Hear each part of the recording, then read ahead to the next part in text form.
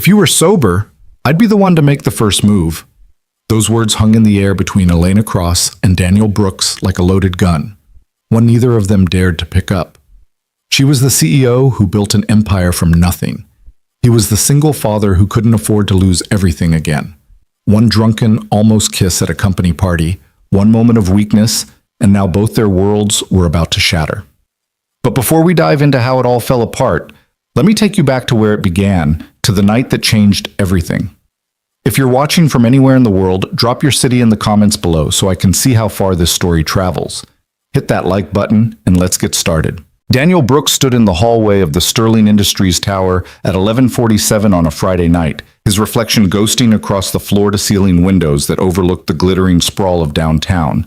His tie was loosened, his shirt sleeves rolled up to his elbows, and his eyes burned with the kind of exhaustion that came from juggling spreadsheets and bedtime stories in the same day. He shouldn't still be here. Mia had a field trip in the morning, something about a pumpkin patch and hayrides that she'd been talking about for weeks. Mrs. Chen, his neighbor and lifesaver of a babysitter, had agreed to get her ready and to the school on time. But Daniel hated missing these things. He'd already missed so much. 3 years. That's how long it had been since the accident that took his wife, Sarah. 3 years of learning how to braid hair from YouTube videos, how to cook something other than mac and cheese from a box, how to answer questions like, "Where's mommy?" with something that wouldn't break both their hearts all over again. And just when he thought he'd found his footing, when he thought maybe they were going to be okay, his company had folded. Budget cuts, they'd said. Restructuring. 23 people let go in a single afternoon, and Daniel Brooks, junior financial analyst and father of one, was among them. For 2 months, he'd sent out resumes while Mia watched cartoons. For 2 months, he'd smiled through interviews while calculating how many more weeks the savings would last. For 2 months, he'd barely slept. And then Elena Cross had called him herself. Not HR, not some recruiter. The CEO of Sterling Industries, Forbes 30 Under 30, TED Talk sensation, the woman who'd taken her father's failing tech company and transformed it into a multi-billion-dollar empire, had personally offered him a position as senior financial strategist. It felt like a miracle. It felt like a mistake. "Brooks, you still here?" Daniel turned to find Marcus Chen leaning against the door frame of the conference room, jacket slung over one shoulder, his normally pristine appearance slightly rumpled. Marcus was one of the senior VPs, a guy who'd been with Sterling since the early days, back when Elena was still fighting her board for every decision. "Just finishing up the quarterly projections," Daniel said, gesturing toward his laptop, still open on the conference table. "Wanted to make sure everything was clean before the board meeting Monday." Marcus laughed, shaking his head. "You know, most people would have left hours ago, right? The party downstairs ended at 10. I heard the music," Daniel admitted. Sterling's annual autumn gala, champagne, hors d'oeuvres, networking that Daniel had exactly zero interest in.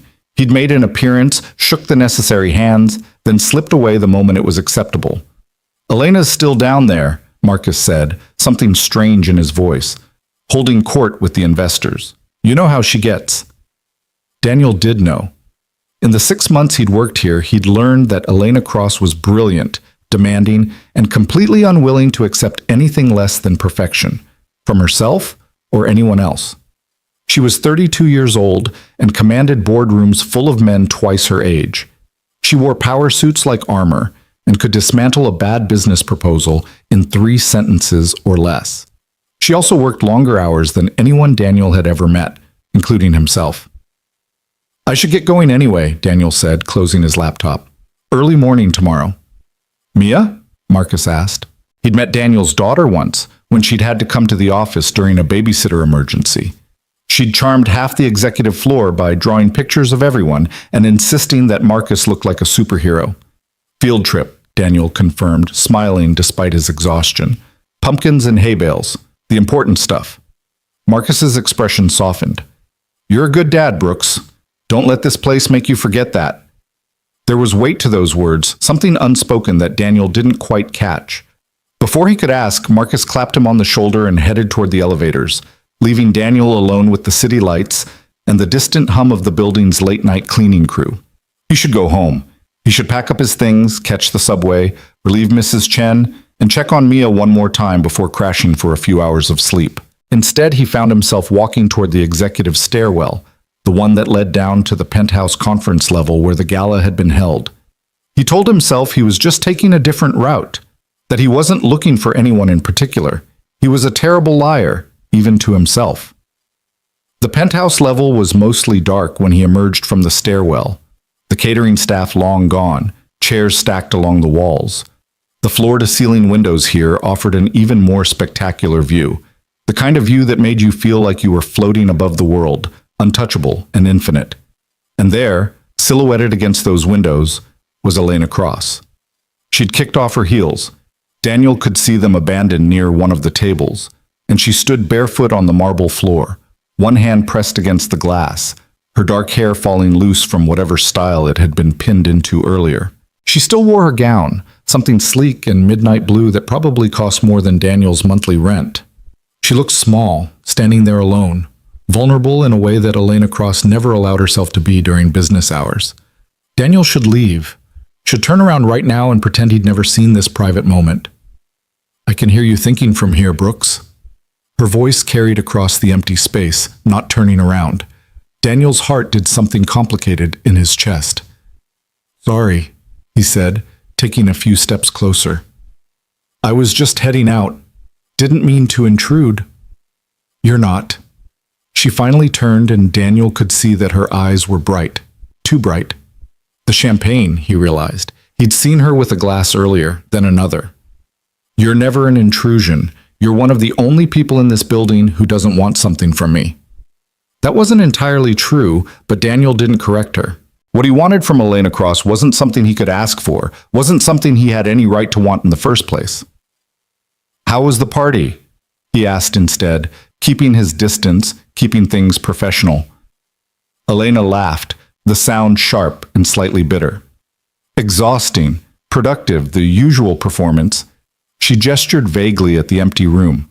23 investors, each one convinced they're the reason we're successful, each one ready to pull funding the moment we show any weakness. "We're not weak," Daniel said automatically, and Elena's smile shifted into something more genuine. "No," she agreed, "we're not. Thanks in part to you, actually. That projection model you built last month? It bought us 6 months of breathing room with the Singapore account." Pride bloomed warm in Daniel's chest, but he kept his expression neutral. "Just doing my job." "You're doing it better than most." Elena moved away from the window, padding barefoot across the marble toward the bar that had been set up for the event. "Want a drink? I promise I won't tell HR that I corrupted you." "I should really—" "One drink, Brooks. Humor me. It's been a long night, and I could use the company." She was already pouring 2 glasses of something amber and expensive looking. "Unless you have somewhere else to be." He did. He absolutely did. "One drink," Daniel heard himself say. Elena handed him a glass and their fingers brushed, just for a second, just enough for Daniel to notice how cold her hands were despite the warmth of the room. She settled onto one of the leather couches that ringed the conversation area, tucking her feet under her in a gesture so casual, so unlike the controlled CEO persona she wore like armor, that Daniel felt something crack in his chest. He sat across from her, maintaining the safe distance of the coffee table between them. "Tell me about Mia's field trip," Elena said, surprising him. "You mentioned it earlier this week." Daniel blinked. "You remember that?" "I remember most things." She sipped her drink, watching him over the rim of the glass. "Hazard of the job. So? Pumpkins?" Despite himself, Daniel smiled. "Pumpkins and a petting zoo, apparently. She's been planning her outfit for days. Currently it involves her fairy wings and rain boots." "Sounds perfect," Elena said softly. "She's lucky to have you." "I'm lucky to have her," Daniel corrected. "She's the only thing that kept me going after—" He stopped, not sure why he was saying this, why it felt safe to say it here in this dimly lit room with this woman who barely knew him. "After your wife died," Elena finished gently. "I know. I read your file." Of course she had. Elena Cross didn't hire anyone without knowing everything about them first. "I'm sorry," she added. "That must have been impossibly hard." "It was." Daniel stared into his glass, watching the light refract through the liquid. Some days it still is, but Mia makes it worth it, makes everything worth it. When he looked up, Elena was watching him with an expression he couldn't quite read, something raw and aching and quickly hidden behind her usual composure. I admire that, she said. The way you love her. The way you show up for her, no matter what. That's just being a parent, Daniel said, uncomfortable with the praise.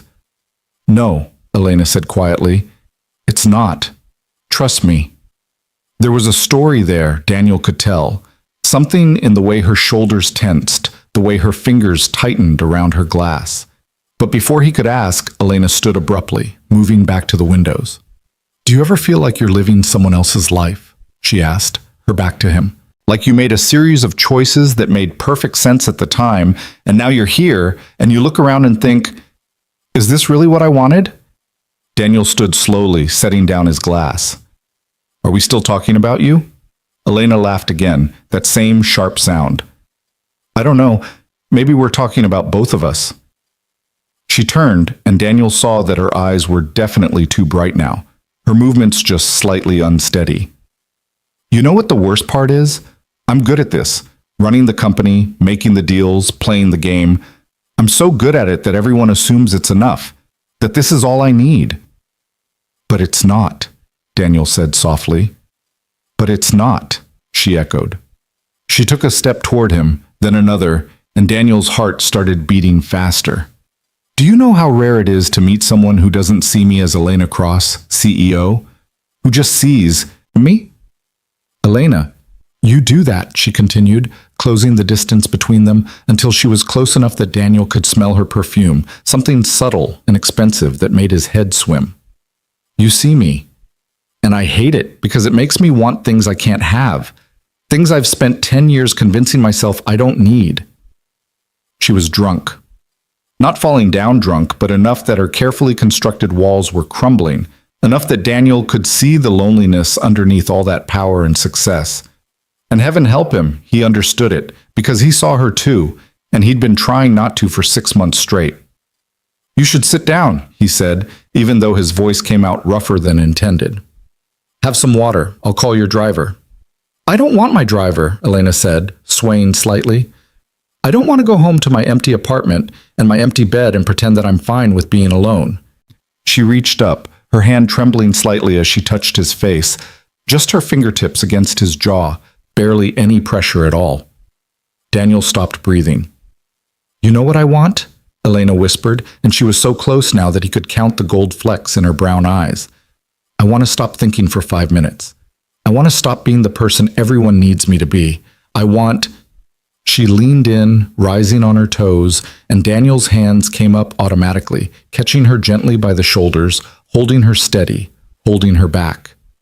Elena, he said, and his voice was shaking now too. Stop.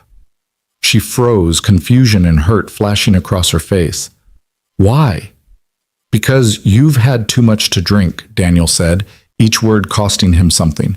Because you're my boss, and this, whatever this is, it can't happen like this. I'm not that drunk, Elena protested, but even she didn't sound convinced. Drunk enough, Daniel said.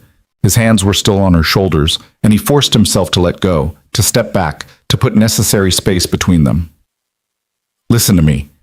If you were sober, if you were completely sober and you still wanted this, I'd be the one to make the first move. Do you understand? I'd be the one, because He stopped himself before he could finish that sentence, before he could admit something that would destroy them both. Elena stared at him, her eyes wide and wounded and starting to clear as reality crashed back in.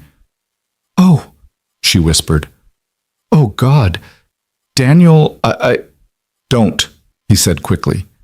We're going to forget this happened. You're going to sit down, drink some water, and I'm going to call your driver. And Monday morning, we're going to be professional. We're going to be colleagues. Nothing more. But nothing more, Daniel repeated more firmly. I can't lose this job, Elena. I can't afford to lose it, and neither can Mia. So we're going to pretend this never happened. Okay? Elena looked like she wanted to argue, wanted to push back, but something in his expression must have convinced her. She nodded slowly, wrapping her arms around herself. Okay, she whispered. Okay, I'm sorry. I'm so sorry. Me too, Daniel said, and he meant it more than she could possibly know. He found a bottle of water, made sure she drank it, called her driver, and waited with her, at a careful, professional distance, until the car arrived.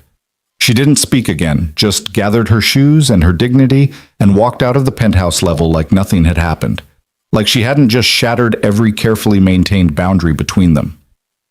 Daniel waited until the elevator doors closed before he let himself slump against the wall, his hands shaking, his heart racing, his entire body screaming at him for being an idiot. If you were sober, I'd be the one to make the first move. What the hell had he been thinking saying that? Admitting that? He knew what he'd been thinking. He'd been thinking about 6 months of late-night conversations while they worked through budget projections.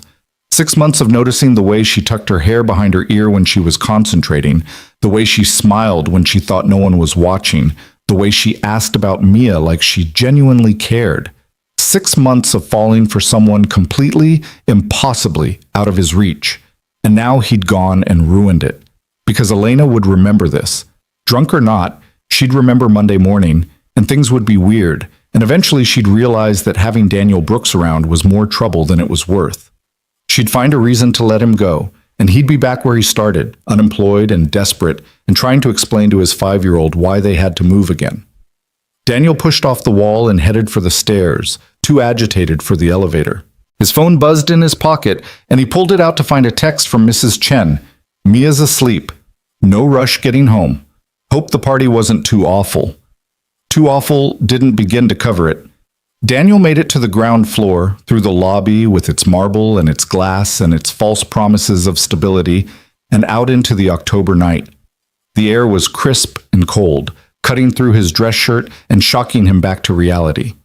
He told himself when he took this job that he'd be smart about it, that he'd work hard, keep his head down, and build something stable for Mia. He'd promised himself he wouldn't make any stupid decisions, wouldn't take any unnecessary risks. And what had he done instead? He'd gone and fallen for his boss. Not just his boss, Elena Cross, a woman so far beyond his reach that it would be laughable if it weren't so pathetic. The subway was nearly empty at this hour, just a few other late-night workers and a couple of college kids heading home from parties. Daniel found a seat and stared at his reflection in the dark window, seeing someone who looked older than 35, tired in a way that sleep couldn't fix. Sarah used to tell him he worried too much, that things had a way of working out if you just trusted the universe a little. But Sarah was gone, and the universe had already taken so much that Daniel couldn't afford to trust it anymore. His phone buzzed again. Another text, but not from Mrs. Chen this time. Unknown. Number. I remember what you said about making the first move. I'll remember Monday morning too. Daniel stared at the message for 3 stops, his heart doing complicated things in his chest. She remembered. She'd remember Monday. He should feel relieved, should feel grateful that she was acknowledging what happened, that maybe they could move past it professionally. Instead, all he felt was a sick sense of dread, because he absolutely knew, that Monday morning was going to change everything. The weekend passed in a blur of normal moments that felt anything but normal. Saturday morning, Daniel took Mia to her field trip and smiled through all the right moments, watching her chase chickens in the petting zoo, helping her pick the perfect pumpkin, laughing when she got hay in her hair. He took pictures and made jokes with the other parents and pretended that his entire world wasn't teetering on the edge of disaster. That night, after Mia was asleep, he pulled up his resume and stared at it for an hour before closing the laptop without making any changes. What was the point? Even if he started looking now, it would take months to find something else. And in the meantime, he had bills to pay and a daughter to feed and no safety net to fall back on. Sunday, he took Mia to the park and pushed her on the swings until his arms ached, grateful for the distraction, grateful that she was 5 years old and innocent and had no idea that her father was falling apart. "Higher, Daddy!" she shrieked, her laughter bright and perfect and everything worth protecting. "Any higher and you'll hit the clouds," Daniel teased, but he pushed harder anyway. "I wish Mommy could see me," Mia said suddenly, her voice cutting through the autumn air like a knife. Daniel's hands faltered on the swing, and he had to force himself to keep the rhythm steady. She can see you, sweetheart. She's always watching. Do you think she's proud of me? Mia asked, and Daniel's heart cracked clean open. She's so proud of you, he said, his voice thick. So proud. And so am I. Mia twisted around to look at him, her dark hair, Sarah's hair, flying around her face. Are you sad, Daddy? No, baby. I'm happy. I'm with you, aren't I?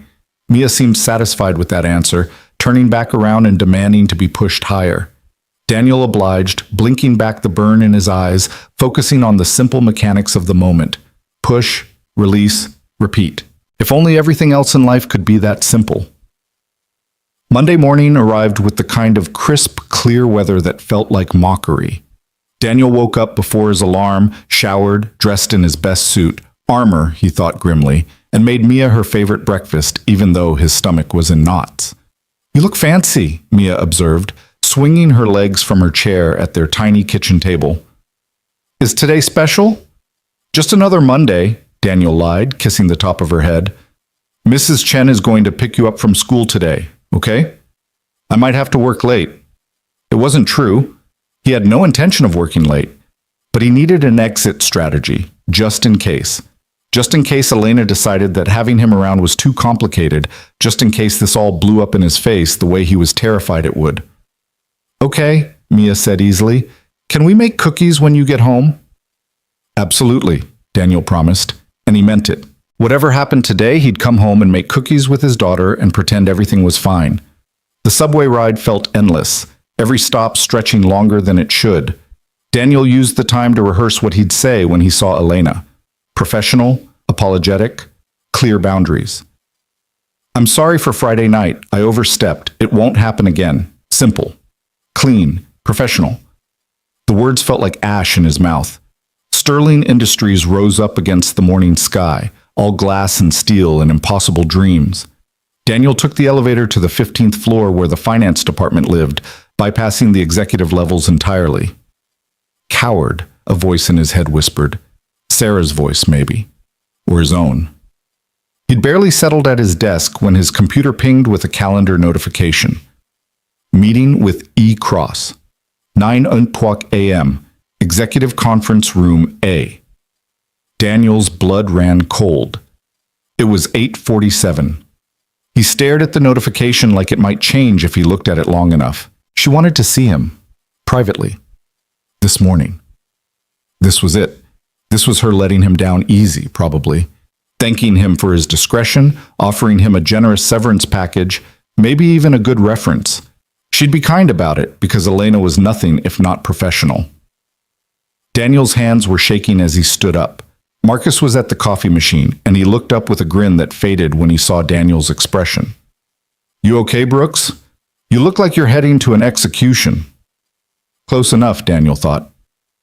Just a meeting with Cross, probably nothing. Marcus's expression shifted into something more serious. Hey, listen. Whatever happens up there, remember you've got people in your corner down here, okay? Elena's tough, but she's fair. Daniel managed a weak smile. Thanks, Marcus. The executive level was quieter than the rest of the building, all expensive carpet and artwork that probably cost more than Daniel's car. The receptionist waved him through with a knowing smile that made his stomach churn. Conference room A was at the end of the hall, the door closed. Daniel stood outside it for a full 30 seconds, gathering his courage before finally knocking. Come in. Elena's voice, cool and professional. Daniel pushed open the door. She was standing by the windows, always the windows, wearing a charcoal gray suit that probably cost a fortune and looking like she hadn't slept any better than he had. Her hair was pulled back in a sleek bun, her makeup flawless, every inch the CEO, except for her eyes. Her eyes gave her away. Close the door, Elena said quietly. Daniel did, and the click of the latch sounded unnaturally loud in the silence. Thank you for coming, Elena continued, still not looking at him. I know it's awkward. After Friday. It's fine, Daniel said automatically. We don't have to eat. Yes, we do. Elena finally turned to face him, and Daniel saw that her carefully constructed composure was paper thin. We absolutely have to talk about this, because if we don't, it's going to poison everything. And I I won't let that happen. Daniel nodded slowly, not trusting himself to speak. Elena took a breath. I was drunk Friday night. Not an excuse, just a fact. I said things and did things that were inappropriate, especially given our working relationship. I want to apologize for that, for making you uncomfortable, for putting you in an impossible position. You don't need to apologize, Daniel started, but Elena held up a hand. Let me finish, please. She moved closer, her heels clicking on the polished floor. You were right to stop what was happening. You were professional and appropriate, and I'm grateful for that. But Daniel, what you said about making the first move if I were sober, did you mean it? Every instinct Daniel had screamed at him to lie, to laugh it off, to claim he'd just been trying to let her down easy, to protect them both. But he'd never been good at lying, especially not to himself. Yes, he said quietly.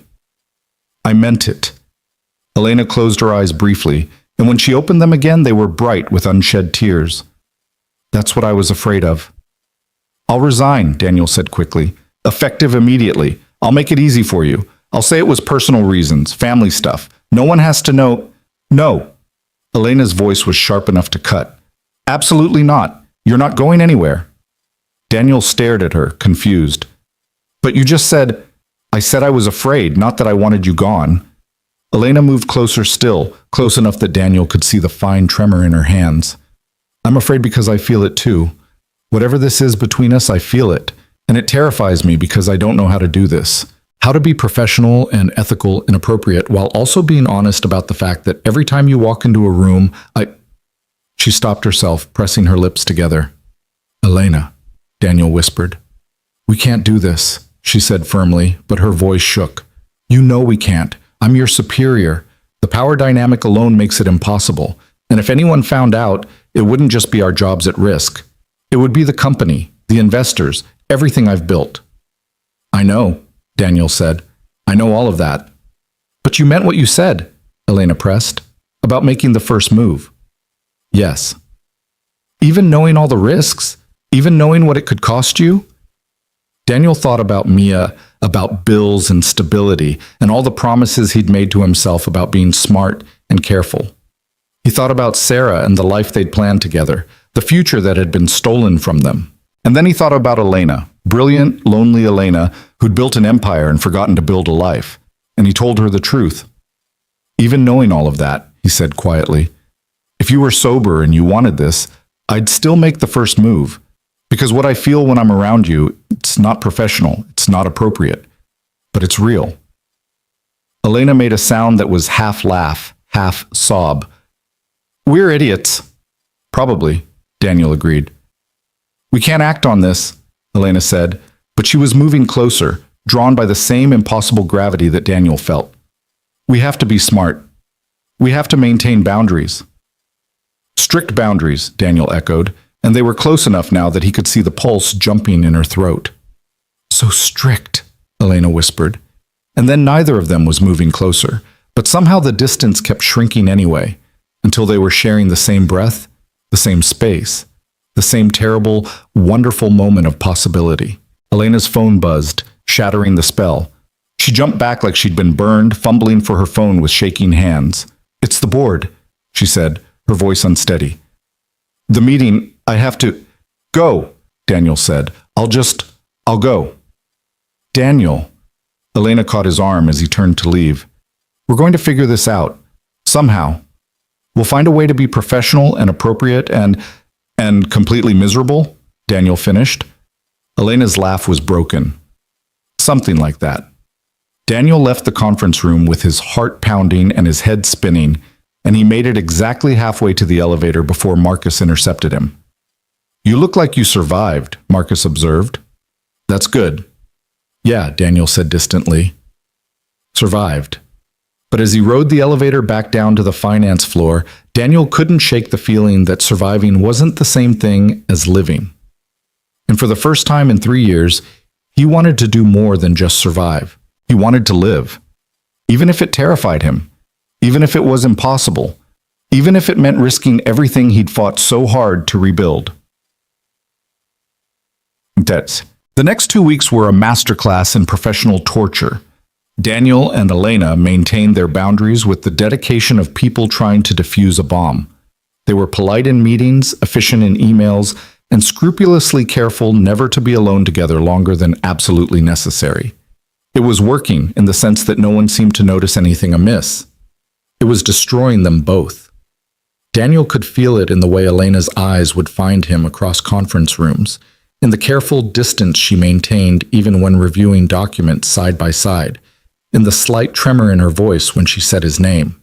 And he knew she could feel it in him too, in the way his breath caught when she walked past, and how he'd started arriving at the office earlier just for the chance of running into her by the coffee machine, and how he volunteered for every project that might mean a few more hours of working alongside her. They were following the rules. They were being professional. They were both going slowly insane. "Daddy, you're burning the pancakes," Mia observed one Saturday morning, and Daniel jolted back to reality to find smoke rising from the pan. "Shoot," he muttered, flipping them onto a plate. They were definitely too dark, but Mia just smiled and drowned them in syrup anyway. "You're thinking about work again," she said matter-of-factly. "You think about work a lot now." Daniel's heart clenched. "I'm sorry, sweetheart. Work's just been busy." "Is it the pretty lady? The one from the picture?" Daniel froze. "What pretty lady?" Mia jumped down from her chair and ran to where Daniel's laptop sat on the counter. She pulled up a browser window, Forbes magazine, an article about Elena from last year, and pointed to the photo. "Her," Mia said. "You were looking at her picture the other day. She's really pretty. Is she your boss?" Daniel closed the laptop gently. "Yes, she's my boss. And yes, she's pretty. But I was just reading an article for work." Mia gave him a look that was far too knowing for a 5-year-old. "Do you like her?" "It's complicated, baby." "Mommy would want you to be happy," Mia said seriously. "She told me before she went to heaven. She said you deserved to be happy." Daniel pulled his daughter into his arms, holding her tight against the sudden ache in his chest. "When did she tell you that?" "I don't remember exactly," Mia admitted, her voice muffled against his shirt. "But I remember she said it. She said you were the best person she knew, and that you should find someone who knows it too." Daniel had to close his eyes against the burn of tears. Sarah had known she was dying, had known she was leaving them, and she'd spent her last days trying to make sure they'd be okay without her. "I miss her," Mia whispered. "Me too, sweetheart. Every single day." They stayed like that for a long moment, holding each other in the morning sunlight of their small kitchen, mourning what they'd lost and trying to figure out what came next. Daniel's phone buzzed. Another work email. They never stopped, even on weekends. But when he glanced at it, his heart stuttered. It wasn't about work. "E-Cross, I can't do this anymore. We need to talk. Really talk. Are you free tomorrow evening?" Daniel stared at the message, his thumb hovering over the reply button. This was it. This was Elena calling off whatever fragile détente they'd maintained, or pushing for something more, or... He didn't know. But he knew he couldn't keep going like this, caught in limbo, wanting something he couldn't have. D. Brooks. "Mia has a sleepover tomorrow. I'll be free by 7. The response came immediately. "My place. I'll send you the address." And just like that, the careful boundaries they'd built started to crumble. Elena's apartment was nothing like Daniel expected. He'd imagined something sleek and minimalist, all chrome and leather and expensive art that nobody really understood. Instead, when she opened the door Sunday evening at 7:15, he found himself looking into a space that was warm and lived in, with soft lighting and bookshelves that sagged under the weight of actual books, not just decorative spines. "You look surprised," Elena said, stepping back to let him in. She was wearing jeans and a soft gray sweater, her hair loose around her shoulders, and Daniel had to remind himself to breathe. "I guess I expected something more." "Corporate?" Elena supplied, a hint of amusement in her voice. "Everyone does. Come in. I made coffee, unless you'd prefer something stronger." "Coffee's fine," Daniel said, though his hands were already shaking enough without caffeine. He followed her through the entryway into an open living space that looked out over the city. There were plants on the windowsills, photographs on the walls, a blanket draped over the couch like someone actually used it. It looked like a home. It looked like Elena had a life outside the office, even though Daniel had started to suspect she didn't. Mia got off to her sleepover okay? Elena asked, pouring 2 mugs of coffee in the kitchen. Daniel nodded, surprised she remembered. Yeah, she was so excited she forgot to say goodbye, just grabbed her sleeping bag and ran. Good. Elena handed him a mug and gestured toward the couch. Sit, please. You're making me nervous standing there like you're ready to bolt.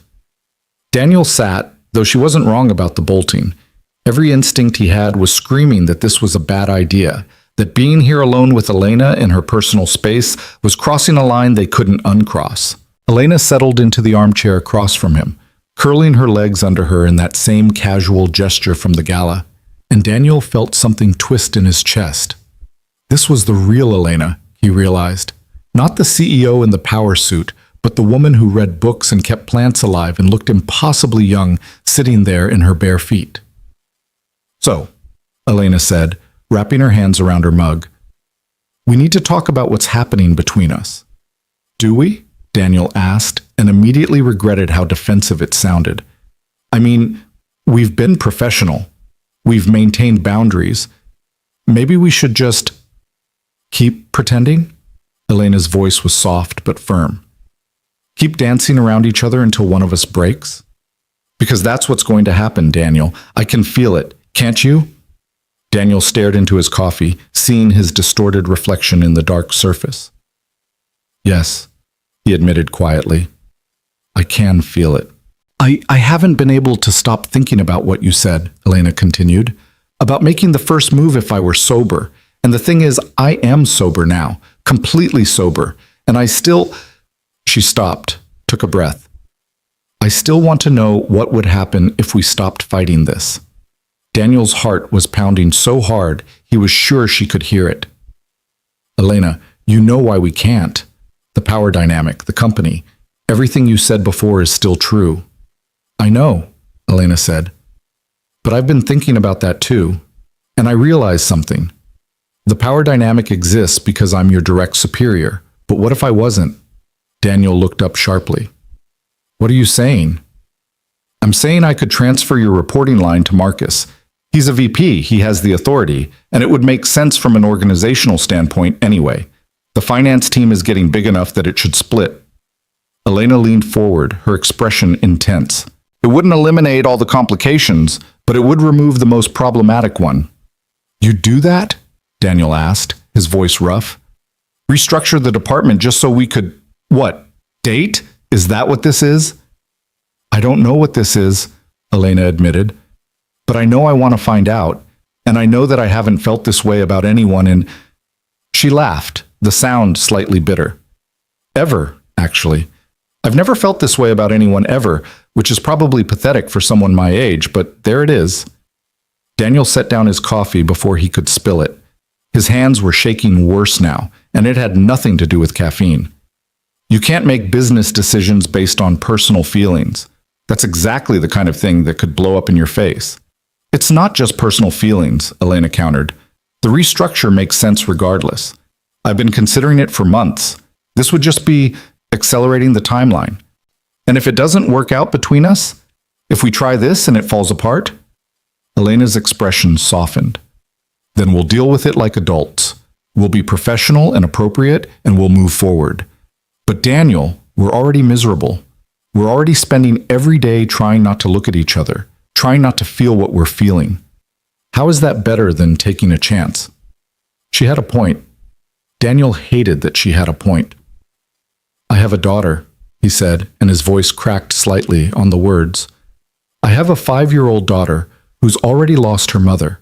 I can't bring someone into her life unless I'm sure, unless I know it's going to last. You can never know that, Elena said gently. Sarah proved that, didn't she? You can't control the future no matter how careful you are. The mention of Sarah should have felt like a violation, but somehow it didn't. Somehow it just felt honest. Tell me about her, Elena said. About Sarah. Tell me what happened. Daniel hadn't talked about Sarah, really talked about her, with anyone since she died. The grief counselor had tried, Mia's pediatrician had tried, well-meaning friends had tried, but Daniel had kept it locked away, too raw, too painful. But here, in Elena's warm apartment with the city lights spreading out below them, the words started coming.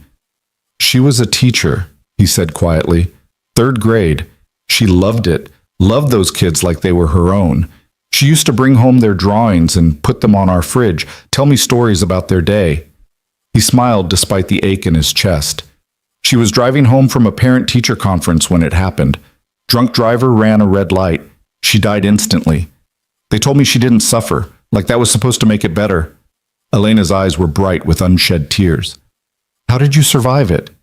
Mia, Daniel said simply. Mia needed me. So I survived. I got up every morning and made breakfast and braided hair and read bedtime stories, and I survived. And eventually, the surviving started to feel a little bit like living again. And now? Elena asked softly. Now I'm terrified, Daniel admitted.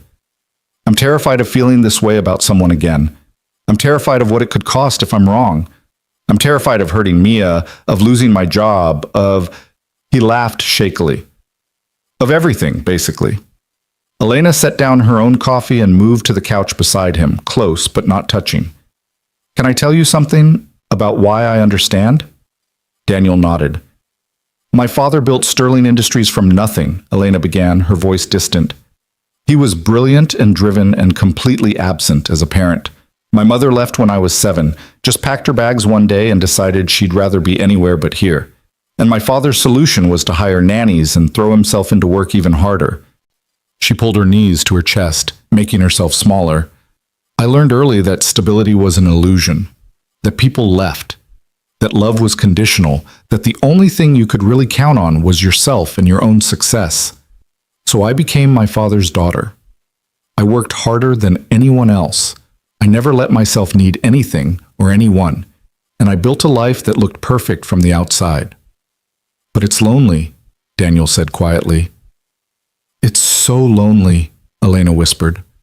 And then you walked into my office 6 months ago, and you looked at me like I was a person instead of a position.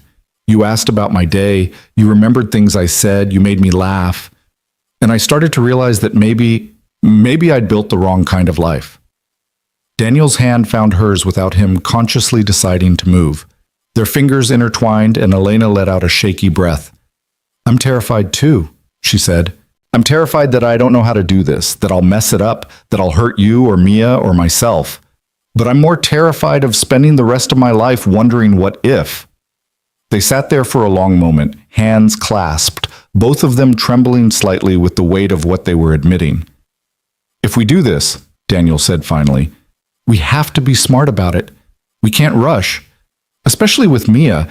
She can't know about us until we're sure. I won't introduce her to someone who might leave.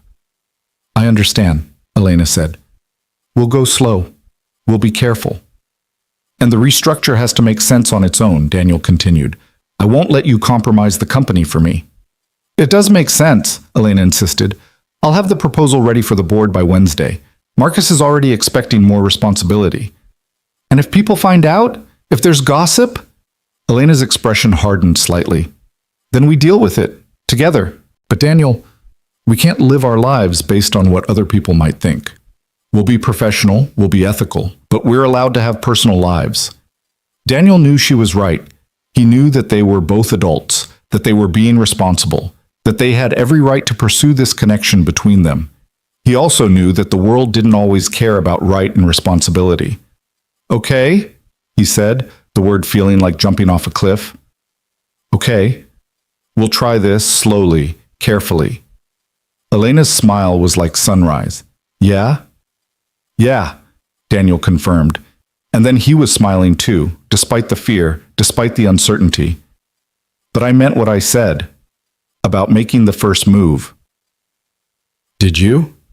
Elena's voice had gone soft, teasing. I did. Daniel lifted his free hand slowly, giving her every chance to pull away. He brushed his fingers along her jaw, the same way she'd touched him at the gala, and watched her eyes flutter closed. If this is real, if we're really doing this, then I want to do it right. Daniel, do you want this? He asked, his thumb tracing the line of her cheekbone. Completely sober, completely certain. Do you want this? Elena opened her eyes, and they were clear and bright and full of something that made Daniel's breath catch. Yes, she whispered. Yes, I want this. I want you. Daniel leaned in slowly, watching her face, looking for any sign of hesitation. He saw none. And when his lips finally met hers, soft and careful and achingly gentle, it felt like the most natural thing in the world. The kiss was nothing like what had almost happened at the gala. There was no alcohol blurring the edges, no desperation, no pretending this was anything other than what it was. A choice. A deliberate, terrifying, wonderful choice. Elena's hand came up to curl into his shirt, pulling him closer, and Daniel let himself get lost in it for just a moment, lost in the softness of her mouth, the warmth of her body, the small sound she made when he deepened the kiss slightly. When they finally pulled apart, both breathing hard, Elena rested her forehead against his. "We're really doing this," she said, wonder in her voice.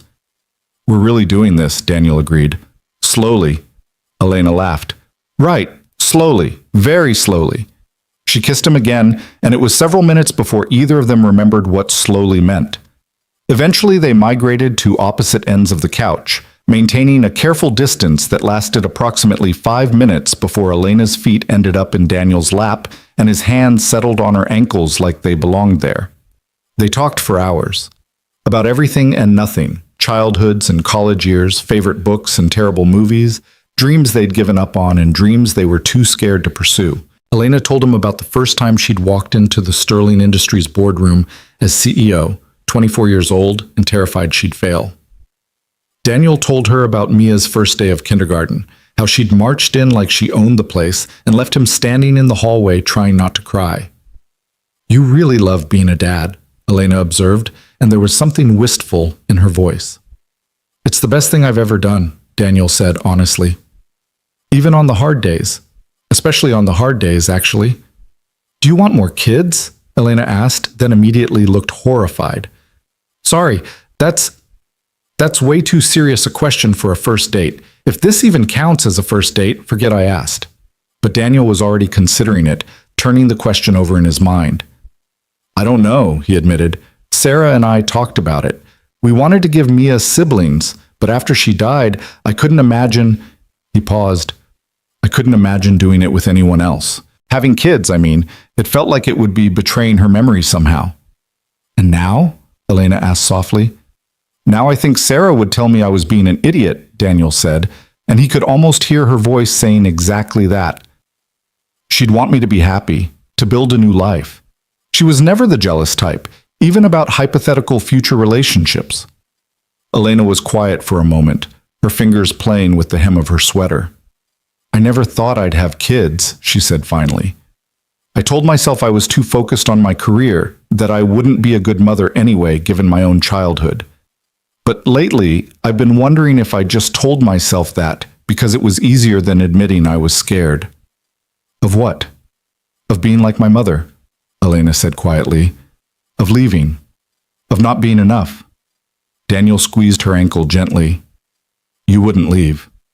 That's not who you are." "You don't know that." "Yes, I do." Daniel's voice was firm. "I've watched you for 6 months, Elena. I've seen how you care about people, even when you pretend you don't. You remember Marcus's daughter's name. You asked about Diane's husband's surgery. You stayed late to help the new analyst who was struggling with the database. You think you're cold because you're professional, but you're not. You're just careful. And there's a difference." Elena's eyes were bright again, but this time she let the tears fall. "How do you do that?" she whispered. "Do what?" "See me. Really see me. Not the CEO, not the job title, just me." "Because that's who I fell for," Daniel said simply. "Not Elena Cross, CEO, just Elena. The woman who keeps plants alive and reads thick books and gets this little crease between her eyebrows when she's concentrating on something." Elena laughed through her tears, reaching up to touch her forehead. "I do not have a crease."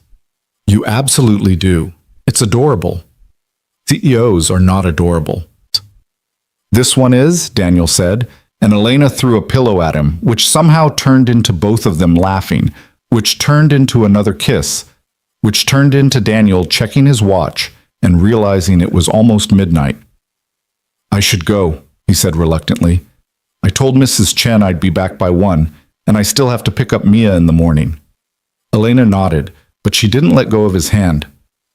"When can I see you again?" "Wednesday?" Daniel suggested. "After you present the restructure? We could grab dinner, somewhere quiet." "Somewhere no one from work will see us," Elena added. It should have felt sneaky, shameful. Instead, it just felt practical. They were being smart, protecting themselves and the company until they knew what this was. "Wednesday," Elena agreed, and she walked him to the door, their fingers still intertwined. The goodnight kiss was supposed to be quick, just a brush of lips, a promise of more to come. Instead, it turned into Daniel pressing Elena against the door, his hands cupped around her face, kissing her like he was trying to memorize the taste of her. "Slowly," Elena gasped when they broke apart. "We said slowly." "Right, slowly." Daniel took a deliberate step back, then another. "I'm going now." "You're going now," Elena echoed, but neither of them moved. Finally, Daniel forced himself to turn around, to open the door, to step into the hallway. He made it 3 steps before Elena called his name. "Daniel?" He turned back. "I'm really happy you made the first move," she said, and her smile was shy and genuine and completely devastating. "Me too," Daniel said. "Me too." The restructure went through on Wednesday with minimal fuss. Marcus seemed genuinely pleased to be taking on more responsibility, and the board approved the organizational changes without much discussion. Daniel's new reporting line was official by 5 p.m., which meant by 5:01, Elena had sent him a text with an address. A small Italian restaurant in Brooklyn, far enough from Midtown that they were unlikely to run into anyone from Sterling. Their first real date happened on a rainy Wednesday night, tucked into a corner booth, while Frank Sinatra crooned from the speakers and the smell of garlic and fresh bread filled the air. They held hands under the table like teenagers and talked about everything except work. And when Daniel walked Elena to her car afterward, the kiss goodnight lasted long enough that the rain soaked through both their coats. The second date was a Saturday afternoon at a botanical garden, walking through the greenhouse while Mia was at a birthday party. Elena pointed out rare orchids and told him stories about her college roommate who tried to grow marijuana in their dorm room using a plant identification guide. Daniel had laughed so hard he had had to sit down on a bench. The third date was dinner at Daniel's apartment. A risk, but Mia was spending the weekend at Sarah's parents' house, and Daniel wanted Elena to see his life, his home, the space where he and his daughter built their world together. Elena had stood in the middle of his small living room, looking at the photos on the walls, the art projects stuck to the fridge, the comfortable chaos of a life fully lived, and she'd said, "I love this. I love what you've built here." And Daniel had kissed her in his kitchen, surrounded by evidence of his past and present, and felt the future start to take shape. 3 weeks in, they were still keeping it secret, still being careful, still maintaining strict professional boundaries at work. No lingering looks, no casual touches, nothing that might give them away. It was harder than Daniel expected. Every meeting was an exercise in restraint, every email carefully worded to be completely neutral. He wanted to tell Marcus, wanted to tell someone, but they'd agreed to wait, to be sure. Then one night, Mia got sick. It started as a simple cold, runny nose, slight fever, nothing alarming. But by Thursday afternoon, the school nurse was calling to say Mia's temperature had spiked to 103, and could he please come get her immediately? Daniel left work at 2:30, his heart pounding, and found his daughter curled up in the nurse's office, looking small and miserable. "My head hurts, Daddy," she whimpered, and Daniel's protective instincts kicked into overdrive. He got her home, got her settled on the couch with her favorite blanket and a cool cloth on her forehead. He called the pediatrician, who said it was probably just a virus, but to monitor her overnight and bring her in the morning if she wasn't better. By midnight, Mia's fever had climbed to 104, and she was barely responsive. Daniel called 911 with shaking hands. The ambulance ride was a blur, lights and sirens and a paramedic telling him to stay calm while his entire world reduced down to his daughter's flushed face and labored breathing. At the emergency room, they whisked her away for tests while Daniel filled out paperwork with numb fingers, his phone buzzing with increasingly frantic texts from Mrs. Chen. He didn't even think about calling Elena until 2 in the morning, sitting alone in the waiting room while they ran more tests on Mia. She answered on the first ring. "Daniel, what's wrong?" "Mia's in the hospital," he said, and his voice cracked. "She has a fever they can't get down, and they're talking about meningitis or sepsis or... Elena, I can't lose her. I can't." "Where are you?" Elena's voice was sharp, focused. "Which hospital?" "Mount Sinai, the pediatric emergency department." "But you don't have to." "I'm on my way," Elena said, and hung up before he could protest. She arrived 20 minutes later wearing jeans and a sweatshirt, her hair pulled back in a messy bun, and when Daniel saw her rushing through the emergency room doors, something in his chest broke open. "Any news?" she asked, sitting down beside him and taking his hand without hesitation. "They're still running tests," Daniel said. "The doctor said it could be a severe reaction to a virus, or it could be something worse. They don't know yet." Elena squeezed his hand. "She's going to be okay. Mia's a fighter." "You don't know that," Daniel said, and he could hear the hysteria creeping into his voice. "Sarah was fine 1 minute and gone the next. What if this is how I lose Mia too? What if I can't protect her?" "Daniel, look at me." Elena turned his face toward hers, her eyes fierce. "You are an incredible father. You've kept Mia safe and happy for 3 years on your own. This is not your fault. And you are not going to lose her. Do you hear me?" Daniel nodded, not trusting himself to speak. They sat there together, hands clasped, while doctors came and went with updates. The tests were taking time. Mia was stable but still feverish. They were starting IV antibiotics just in case. Around 4 a.m., a nurse finally came out to say Daniel could see her. "Just family," the nurse added, glancing at Elena. "She's..." Daniel started, then stopped, not sure how to finish that sentence. "I'll wait here," Elena said softly, letting go of his hand. "Go see your daughter." Daniel found Mia in a small room, hooked up to monitors and an IV, but her eyes were open and clear. "Daddy?" she said, her voice hoarse but present, and Daniel had to press his fist against his mouth to keep from sobbing. "Hey, baby girl," he managed, sitting carefully on the edge of her bed. "How are you feeling?" "Tired," Mia said, "and my head still hurts. But the medicine is helping, I think." "That's good. That's really good." Mia was quiet for a moment, then asked, "Is the pretty lady here?" Daniel's heart skipped. "What pretty lady?" "From your phone," Mia said. "The one you look at sometimes, the boss lady." Of course she'd noticed. Kids noticed everything. "Her name is Elena," Daniel said carefully. "And yes, she's here. She came to keep Daddy company while you were getting better." "That's nice of her," Mia said, then yawned hugely. "Can I meet her?" "Maybe when you're feeling better," Daniel hedged. "Right now you need to rest." But Mia was already drifting off again, her small hand curled around Daniel's fingers, and he sat there watching her breathe until the sky started to lighten outside the window. The diagnosis came at 7 a.m., a severe case of influenza that had temporarily affected Mia's neurological function, causing the high fever and altered consciousness. Scary, but treatable. She'd need to stay in the hospital for a day or two for monitoring and IV fluids, but the doctor was confident she'd make a full recovery. Daniel cried then, great heaving sobs of relief and exhaustion and gratitude. When he finally pulled himself together enough to go back to the waiting room, he found Elena exactly where he'd left her, now with 2 cups of terrible hospital coffee and a stuffed elephant that she'd apparently sweet-talked from the gift shop before it opened. "She's okay," Daniel said, and Elena stood up so fast she nearly spilled the coffee.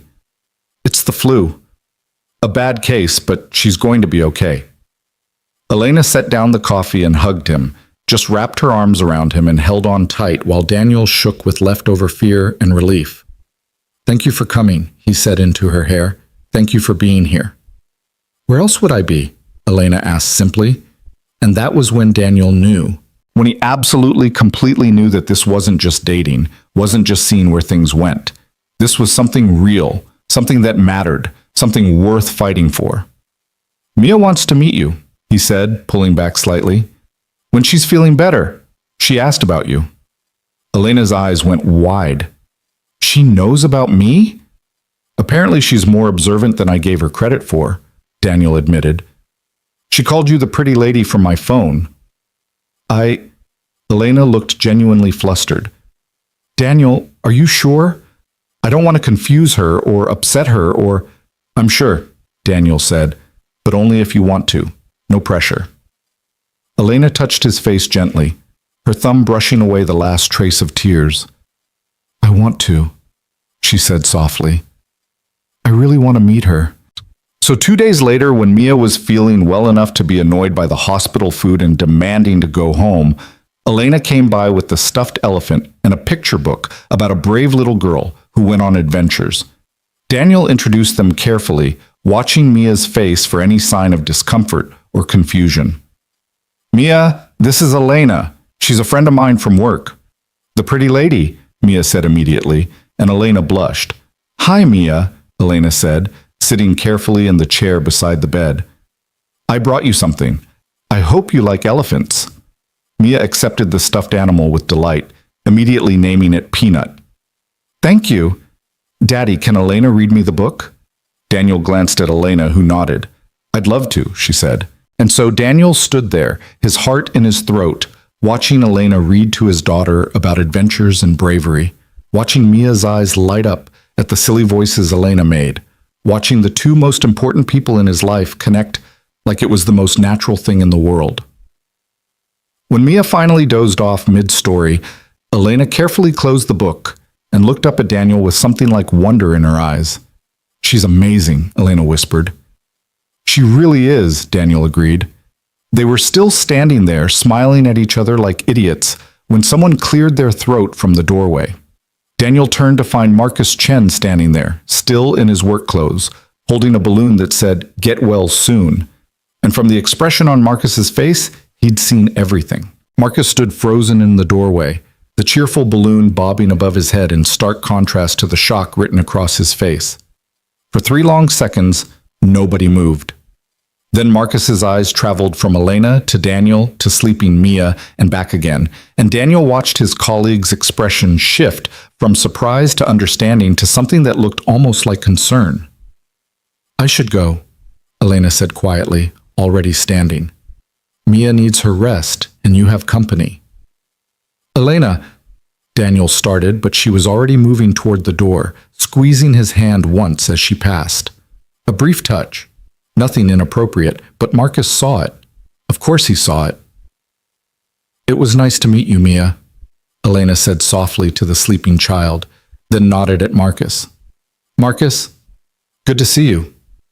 Ms. Cross, Marcus said, his voice carefully neutral, and Elena slipped past him into the hallway. Daniel wanted to follow her, to explain, to make sure she was okay, but Mia was asleep in the hospital bed behind him, and Marcus was still standing there with that balloon and too many questions in his eyes. So, Marcus said finally, setting the balloon on the windowsill, how long has that been going on? Daniel ran a hand through his hair, exhaustion and stress making his thoughts slow. It's not what you think. Really? Because what I think is that you and Elena Cross are involved somehow, and you've been keeping it quiet. Am I wrong? No, Daniel admitted, because there was no point in lying now. You're not wrong, but it's complicated. Marcus moved further into the room, lowering his voice. Daniel, man, I like you. You're a good guy, a great dad, and you're damn good at your job. But Elena Cross, the CEO, do you have any idea what kind of risk you're taking? I know exactly what kind of risk I'm taking, Daniel said, his voice sharper than intended. You think I haven't thought about this? About what could happen if it goes wrong? Then why are you doing it? Marcus demanded. You've got Mia to think about. You've got your career. Is it really worth risking all of that for what? Daniel interrupted. For a chance to be happy? For the first time in 3 years to feel like maybe I'm not just surviving anymore? Yes, Marcus, it's worth it. Marcus was quiet for a moment, studying Daniel's face. You're in love with her, he said finally, and it wasn't a question. Daniel hadn't let himself think the word yet, hadn't let himself go that far. But hearing Marcus say it out loud, he couldn't deny it. Yeah, he said softly. I think I am. Does she feel the same way? I think so. I hope so. Daniel glanced at Mia, still sleeping peacefully despite the conversation happening around her. She showed up here at 2 in the morning when I called. She's been here every day since. She brought Mia a stuffed elephant and read to her like it was the most natural thing in the world. So yeah, I think she feels the same way. Marcus sighed, pulling up the chair Elena had vacated. Okay, I hear you. But Daniel, you need to understand something. There are people at Sterling who would use this against Elena in a heartbeat. People who've been waiting for her to make a mistake, to show weakness, to give them an opening. We restructured the reporting line, Daniel said. She's not my direct supervisor anymore. We did everything by the book. The reporting line doesn't matter to people looking for ammunition, Marcus said bluntly. She's still the CEO. You're still her employee. And if the wrong person finds out and decides to make an issue of it, it won't matter how ethical you've been. The optics alone could be devastating. Daniel felt his stomach drop. He'd known this, of course. He and Elena had talked about it. But hearing it laid out so starkly made it real in a way it hadn't been before. Are you going to say something? Daniel asked. To HR or the board or... No, Marcus said immediately. I'm not going to say anything. You're both adults, you're being as responsible as you can be, and honestly, I've never seen Elena happy before. Not really happy. And that morning at the gala when you said you were leaving early, she watched you go like... He stopped, shook his head. Look, I'm not going to be the one to ruin that, but I am going to tell you to be careful. More careful than you've already been. We are being careful, Daniel insisted. We haven't told anyone. We don't interact outside of work unless it's completely private. We're not doing anything that could be considered inappropriate. Except being here, Marcus pointed out. In a hospital room. With your daughter. That's not exactly keeping things separate. Mia was sick, Daniel said, his voice hard. Elena came because I needed someone, and she cares about us. I'm not going to apologize for that. Marcus held up his hands. I'm not saying you should. I'm just saying that moments like this, when the personal and professional overlap, that's when things get risky. That's when someone notices something they shouldn't. Daniel knew Marcus was right, but it didn't make the truth any easier to swallow. He'd called Elena at 2 in the morning because she was the person he needed, the person he trusted, the person whose voice could calm the panic threatening to swallow him whole. How was he supposed to keep those worlds separate when they were already so tangled together? I'll talk to her, Daniel said finally. We'll figure out how to be more careful. Marcus nodded, then stood and clapped Daniel gently on the shoulder. For what it's worth, I hope it works out. You both deserve to be happy. Just watch your backs, okay? Okay, Daniel agreed, and Marcus left the balloon and headed for the door. Marcus? Daniel called, and his colleague turned back. Thank you for being a friend. Always, Marcus said, and he meant it. After Marcus left, Daniel sat in the chair beside Mia's bed and watched his daughter sleep. The stuffed elephant, Peanut, was tucked under her arm, and there was a small smile on her face despite the IV still taped to her hand. She'd liked Elena, really liked her. And Elena had been so gentle with her, so natural, reading that story with different voices and making Mia giggle even though she was sick and tired. It had felt right, like a glimpse of what their life could be if they could just navigate all the complications standing in their way. Daniel pulled out his phone and texted Elena. Are you okay? Her response came a minute later. I'm fine. How's Mia? Still sleeping. Marcus knows. There was a longer pause before her next message appeared. I figured, is he going to be a problem? No, but he's worried. Says we need to be more careful. He's right. We've been getting sloppy. Daniel stared at that message, his chest tight. Meeting your daughter while she's in the hospital is sloppy? No, that was the right thing to do. But Daniel, if Marcus noticed, other people might too. We need to be smarter about this. What does that mean? It means we need to cool things off for a while. At least visibly. Give people less to notice. Daniel's hands were shaking as he typed, Are you breaking up with me?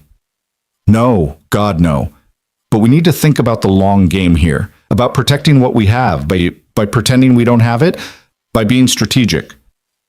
I know it's hard. But Daniel, if this blows up the wrong way, we both lose. You could lose your job. I could lose the company. Is that what you want? Daniel knew she was being logical, being smart, thinking about all the angles the way she always did. But logic didn't change the fact that it hurt, reading those words, feeling the distance already opening up between them. No, he typed back, that's not what I want. But I don't know how to do this, how to care about you this much and pretend I don't. We'll figure it out, together, I promise. Okay, Daniel sent, even though it didn't feel okay at all. Mia woke up a few minutes later, groggy and asking for water. Daniel helped her drink, smoothed her hair back from her forehead, and told her that Elena had to leave but that she'd said goodbye. I like her, Mia said sleepily. She's nice, and she does good voices. She is nice, Daniel agreed. And yes, very good voices. Are you going to marry her? Mia asked, with the kind of blunt directness only a 5-year-old could manage. Daniel nearly choked. What? Sweetheart, where did that come from?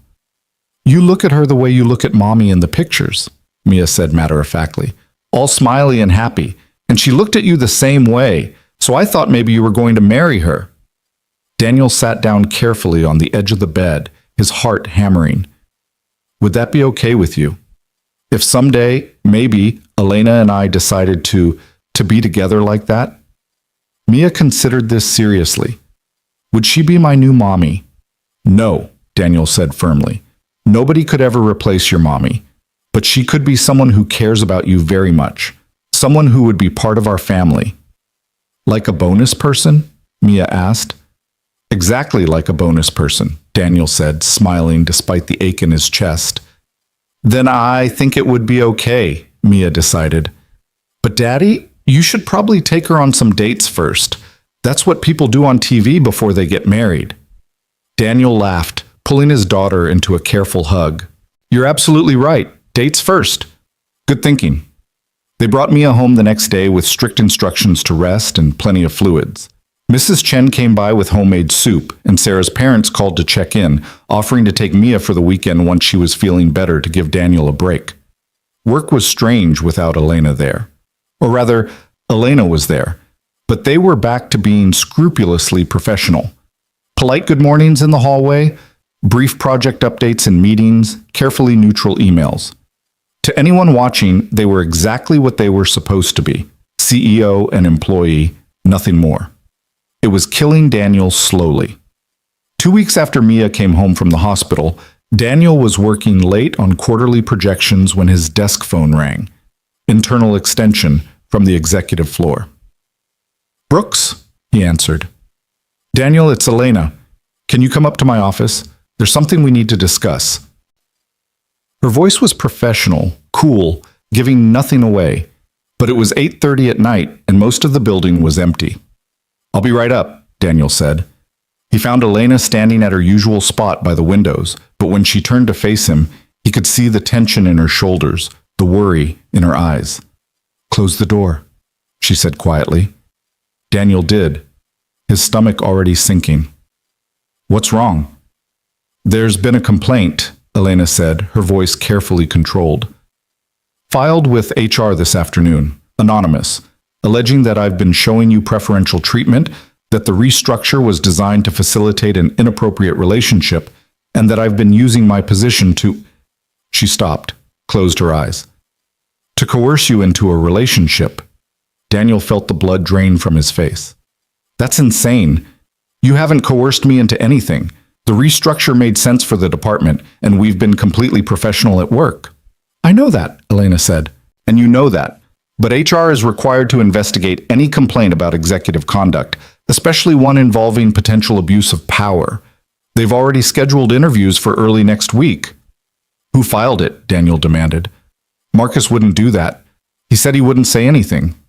It wasn't Marcus, Elena said. I believe him when he says he's on our side. But someone noticed something. Maybe someone saw us together at the hospital. Maybe someone picked up on the way we look at each other in meetings. It doesn't matter how they know. What matters is that they're using it against us. Daniel moved closer, wanting to touch her, to offer comfort, but he stopped himself. Even here, alone in her office, they had to be careful. What happens now? Now we cooperate fully with the investigation, Elena said. We answer their questions honestly. We provide documentation of the restructure decision. We demonstrate that everything we've done has been above board. But we have been together, Daniel pointed out. We can't lie about that. No, we can't, Elena agreed. But we can be strategic about how we frame it. The relationship started after the restructure was implemented. We've maintained professional boundaries at work. We've done nothing that could constitute a conflict of interest. Except fall in love with each other, Daniel said quietly. Elena's expression softened slightly. That's not against any policy. Employees are allowed to have personal relationships as long as they don't interfere with professional judgment. Do you really believe they'll see it that way? Daniel asked. Or are they going to decide that the CEO dating anyone who works here is automatically a conflict of interest? Elena didn't answer, which was answer enough. I should resign, Daniel said, the words tasting like ash. Before the investigation concludes. It would make everything cleaner. No, Elena said sharply. Absolutely not. That would make us look guilty, like we had something to hide. Don't we? Daniel challenged. We've been hiding this for weeks. We've been private, Elena corrected. There's a difference between privacy and deception. We haven't lied to anyone. We just haven't broadcast our personal business to the entire company. Daniel ran his hands through his hair, frustration and fear warring inside him. This is exactly what I was afraid of. This is why I said we should be careful. We were careful, Elena insisted. Someone is trying to manufacture a scandal where there isn't one. We can't let them win. And what about Mia? Daniel asked, his voice breaking slightly. If this turns into a public thing, if there are rumors and gossip, she'll hear about it. Kids at school talk, parents talk. How do I protect her from that? Elena's composure finally cracked. I don't know, she admitted. I don't know how to protect her. I don't know how to protect any of us.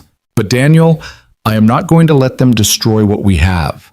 I'm not going to let them make you lose your job or make me lose the company my father built. We're going to fight this. Together? Daniel asked. Together, Elena confirmed, and she finally crossed the distance between them, taking his hands in hers. I meant what I said before. I'm in this. All the way. No matter what it costs.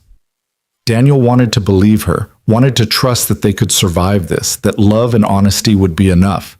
But he'd learned the hard way that life didn't always work out the way you hoped, that sometimes you could do everything right and still lose. Okay, he said anyway, because what else could he say? Okay, we'll fight. The first interview was scheduled for Monday at 9 a.m. Daniel arrived 15 minutes early, wearing his best suit like armor, and sat in the HR waiting area trying not to look as terrified as he felt. Jennifer Martinez, the head of HR, called him in promptly at 9. She was a woman in her 50s with kind eyes and a reputation for being both fair and thorough. Daniel, thank you for coming in, she said, gesturing to a chair across from her desk. I want to start by assuring you that this investigation is about getting to the truth, not about punishing anyone. You're not in trouble. We just need to understand the nature of your relationship with Ms. Cross. I understand, Daniel said, his voice steadier than he felt. Jennifer opened a file on her desk. Let's start with the basics. When did you first begin a romantic relationship with Elena Cross? Daniel took a breath. About 6 weeks ago, after the department restructure was implemented. And before the restructure, was there any romantic or sexual contact between you and Ms. Cross? There was an incident, Daniel admitted, and he saw Jennifer's expression sharpen. At the autumn gala, about 2 months ago, Elena had been drinking and we almost kissed, but I stopped it. I told her that if she were sober, I would be the one to make the first move, but that nothing could happen while she was my direct supervisor. And did Ms. Cross retaliate against you for rejecting her advance? Jennifer asked. No, Daniel said firmly. Absolutely not. She apologized the next day. We agreed to maintain strict professional boundaries. But those boundaries eventually changed, Jennifer observed. After the restructure was implemented, Daniel repeated. After she was no longer my direct supervisor. We started seeing each other privately, outside of work. We've maintained completely professional conduct in the office. Jennifer made notes, her expression neutral. Did Ms. Cross discuss the restructure with you before it was implemented? She mentioned that she was considering organizational changes for the finance department, Daniel said. But the restructure made sense from a business perspective. Marcus was ready for more responsibility, and the department had grown large enough to need split management. But you don't deny that the restructure also conveniently removed the direct reporting relationship that was preventing you from dating. Daniel felt his temper flare. It wasn't convenient. It was ethical. Elena restructured the department so that if we decided to pursue a relationship, it wouldn't be a violation of company policy. Some might argue that using her position as CEO to restructure the company in order to date an employee is itself a violation, Jennifer said gently. Then some people would be wrong, Daniel said, trying to keep his voice level. Elena has never used her position to pressure me into anything. Every decision we've made has been mutual and consensual. Jennifer asked more questions about the timeline, about specific interactions, about whether Elena had ever given him preferential treatment in terms of assignments or promotions. Daniel answered as honestly as he could, aware that every word was being recorded, every detail scrutinized. Finally, after nearly 2 hours, Jennifer closed her file. Thank you for your cooperation, Daniel. I know this isn't easy. Just one more question. Do you believe Miss Cross has behaved unethically in her conduct toward you? No, Daniel said without hesitation. Elena is one of the most ethical people I've ever met. She restructured the department specifically to avoid any conflict of interest. She's been nothing but professional at work. And our relationship it's real. It's not some abuse of power. It's just two people who care about each other trying to do the right thing. Jennifer's expression softened slightly. I believe you, she said, but I'm not the only one who needs to be convinced. The board will review our findings and make a final determination. Daniel left the interview feeling wrung out and anxious. Elena was scheduled for her interview that afternoon, and he sent her a text letting her know how his had gone. She responded with a simple thank you. I'll call you tonight. But she didn't call that night, or the next night. By Wednesday, Daniel was starting to panic, leaving voicemails that went unreturned, sending texts that were answered with only brief acknowledgments. Thursday morning, he arrived at work to find Marcus waiting by his desk, his expression grim. Conference room, Marcus said quietly. Now. Daniel followed him into the small conference room they used for private discussions, his heart pounding. What's going on? There's been a development, Marcus said, closing the door. Someone leaked the investigation to the press. There's an article in the business section this morning suggesting that Elena Cross is having an inappropriate relationship with a subordinate employee. Daniel felt the world tilt. They named me? Not by name, Marcus said, but there are enough details that anyone who works here could probably figure it out. And Daniel, the article quotes anonymous sources saying that Elena visited you at the hospital when your daughter was sick, that she's been seen leaving your apartment building, that the restructure was suspiciously timed. Someone's been following us, Daniel said, his voice hollow. Someone's been watching. Looks that way, Marcus confirmed. And whoever it is, they're determined to take Elena down. This isn't just about company policy anymore. This is about destroying her reputation. Daniel sank into a chair, his mind racing. Mia, I need to pull her out of school. If reporters start showing up, if other kids start talking, already thought of that, Marcus said. I called Sarah's parents. They're on their way to pick her up now. Mrs. Chen is meeting them at the school. Daniel looked up, gratitude and fear warring in his chest. Thank you. Marcus, Don't thank me yet, Marcus interrupted.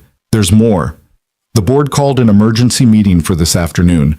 They're going to discuss Elena's future with the company. They're going to fire her, Daniel said numbly. Because of me. Because she dared to have feelings for someone who works here. We don't know that, Marcus said, but his tone suggested he thought that's exactly what was going to happen. Daniel stood abruptly. I have to see her. I have to talk to her. She's not here, Marcus said. She left early this morning. Her assistant said she had personal business to attend to. Personal business. Elena was preparing to fight for her company, her reputation, everything she'd built. And she was doing it alone because Daniel was the reason she was in this mess in the first place. He pulled out his phone and called her. It went straight to voicemail. Elena, it's me. I heard about the article, about the board meeting. Please call me. Please let me help. I can't let you go through this alone. He hung up and immediately called again. Voicemail again. "I'm resigning," he said to the recording. "Effective immediately. I'll put it in writing. I'll tell the board it was all my fault. I'll do whatever it takes to protect you. Just please, please call me back." He sent the same message via text, then email. Nothing. The day crawled by in agonizing slowness. Daniel tried to work, tried to focus on spreadsheets and projections, but his hand shook too much to type properly. At 3 p.m., word spread through the office that the board meeting had concluded. At 3:15, Elena's assistant sent an all-staff email. Effective immediately, Elena Cross is taking a leave of absence from her position as CEO while the board conducts a comprehensive review of recent allegations. CFO Robert Henshaw will serve as interim CEO. All questions should be directed to the communications department. Daniel read the email 3 times, each word feeling like a knife. Leave of absence. Review of allegations. Interim CEO. They were pushing her out, maybe not firing her outright, but pushing her out all the same. And it was his fault. He was typing out his resignation letter when his desk phone rang. Elena's personal cell number on the caller ID. "Elena," he answered immediately. "Where are you? Are you okay?" "I'm at home," Elena said, and her voice was raw, like she'd been crying. "Daniel, we need to talk. Can you come over?" "I'm on my way," Daniel said, already grabbing his coat. He made it to her apartment in record time, breaking at least 3 traffic laws in the process. Elena answered the door looking smaller than he'd ever seen her. No power suit, no perfect hair and makeup, just jeans and a sweatshirt and eyes red from crying. "I'm so sorry," Daniel said the moment he saw her. "Elena, I'm so sorry. This is all my fault." "Stop," Elena said, pulling him inside and closing the door. "This is not your fault. None of this is your fault." "They're forcing you out because of me," Daniel said, "because you cared about me. I should have known better. I should have stayed away from you." Elena took his face in her hands, forcing him to meet her eyes. "Listen to me. I don't regret a single moment of what we've had. Not one. What I regret is that there are people cruel enough and vindictive enough to use it against us." "Who?" Daniel demanded. "Who's doing this?" "Robert Henshaw," Elena said bitterly. "My father's old CFO. The one who thought he should have gotten the CEO position when my father retired. He's been waiting for an opportunity like this for years." The complaint, Daniel realized. He filed it. "Can't prove it," Elena said, "but the timing, the level of detail, the leak to the press, it all points to him. He's been building a case against me, gathering evidence, waiting for the perfect moment to strike." "So what do we do?" Daniel asked. "How do we fight this?" Elena dropped her hands, moving away from him to stand by her windows. Always the windows. "The board gave me an ultimatum," she said quietly.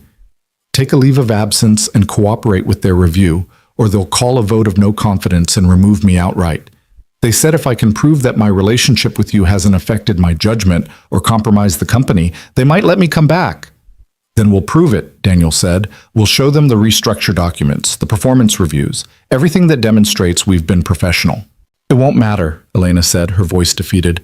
"They've already made up their minds. This leave of absence is just a polite way of pushing me out.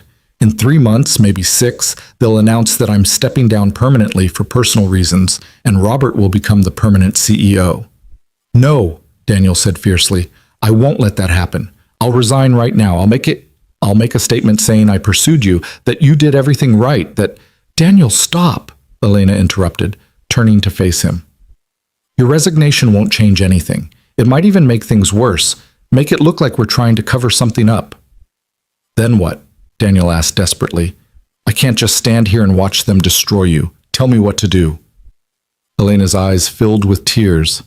"There's nothing to do. They've won. Robert's won, and Her voice broke. "I need to let you go." The words hit Daniel like a physical blow. "What?" "I need to let you go," Elena repeated, tears streaming down her face now. "Being with me has already cost you so much. Your privacy, your reputation, your daughter's peace. I can't keep asking you to sacrifice more." "That's my choice to make," Daniel said, moving toward her. "Elena, I love you. I'm not walking away just because things got hard. I love you too, Elena sobbed.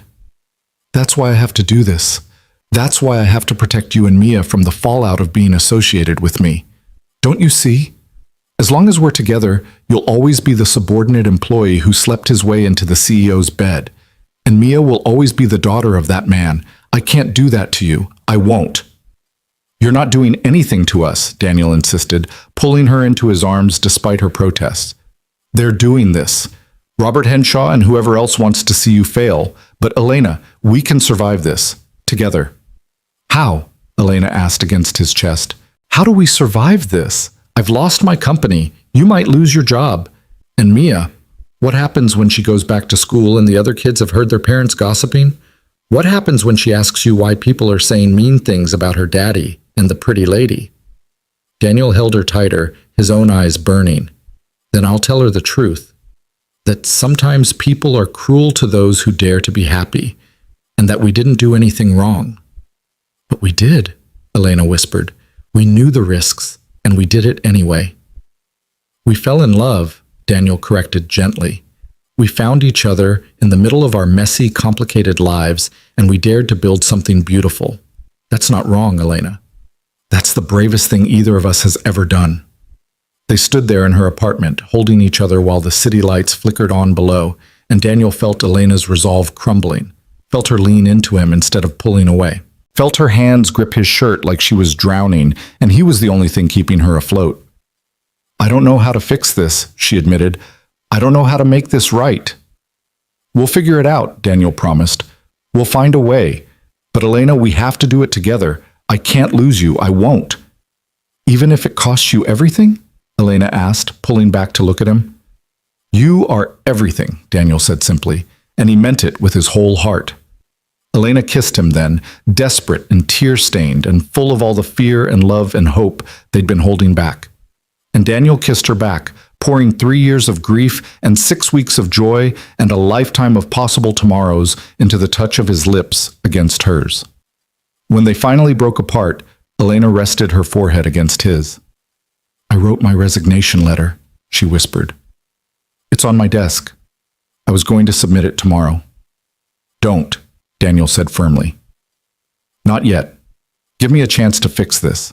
You can't fix this, Elena said. No one can. But Daniel was already thinking, already planning. There had to be a way to fight back, to prove that Elena had done nothing wrong, to show the board and the company and the world that their relationship was built on respect and love, not manipulation or abuse of power. And he thought he knew exactly where to start. Daniel left Elena's apartment at midnight with a plan forming in his mind and her resignation letter folded in his jacket pocket. She'd given it to him reluctantly, made him promise not to destroy it, but agreed to hold off submitting it for 48 hours. 2 days to find a way to fight back. 2 days to save everything they'd built. It wasn't much, but it was something. He spent the entire subway ride home making lists on his phone, calling in favors he hadn't known he had. By the time he walked through his apartment door, Mrs. Chen was asleep on his couch, and Mia was tucked safely in her bed, her new elephant clutched tight. Daniel stood in the doorway of his daughter's room for a long moment, watching her breathe, and felt the weight of what he was about to do settle over him. If this went wrong, he wouldn't just lose his job. He'd lose any chance of finding another one in this industry. He'd be the guy who tried to bring down a CEO, the troublemaker, the liability. But if he did nothing, Elena would resign. She'd walk away from the company she'd spent a decade building, and she'd do it believing she was protecting him and Mia. She'd sacrifice her dreams to keep them safe, and Daniel would spend the rest of his life knowing he'd let her. That wasn't acceptable. He woke Mrs. Chen gently, thanked her for staying, and promised to explain everything soon. Then he sat at his kitchen table with his laptop and started writing. Not a resignation letter this time, but something else entirely. A statement. A manifesto. The truth. By 3 a.m., he had a draft. By 5 a.m., he'd refined it into something that felt right. Honest without being defensive, clear without being accusatory, personal without being inappropriate. He read it over one more time, his finger hovering over the send button on his email client. The recipient list was extensive. The Sterling Industries Board of Directors, the HR department, every VP and department head, and a carefully selected list of business journalists who'd covered Elena's rise to CEO. This would be public, irreversible. The moment he hit send, there would be no going back. Daniel thought about Sarah, about what she'd say if she could see him now. She'd probably tell him he was being reckless, that he should think about Mia first, that protecting their stability mattered more than grand gestures.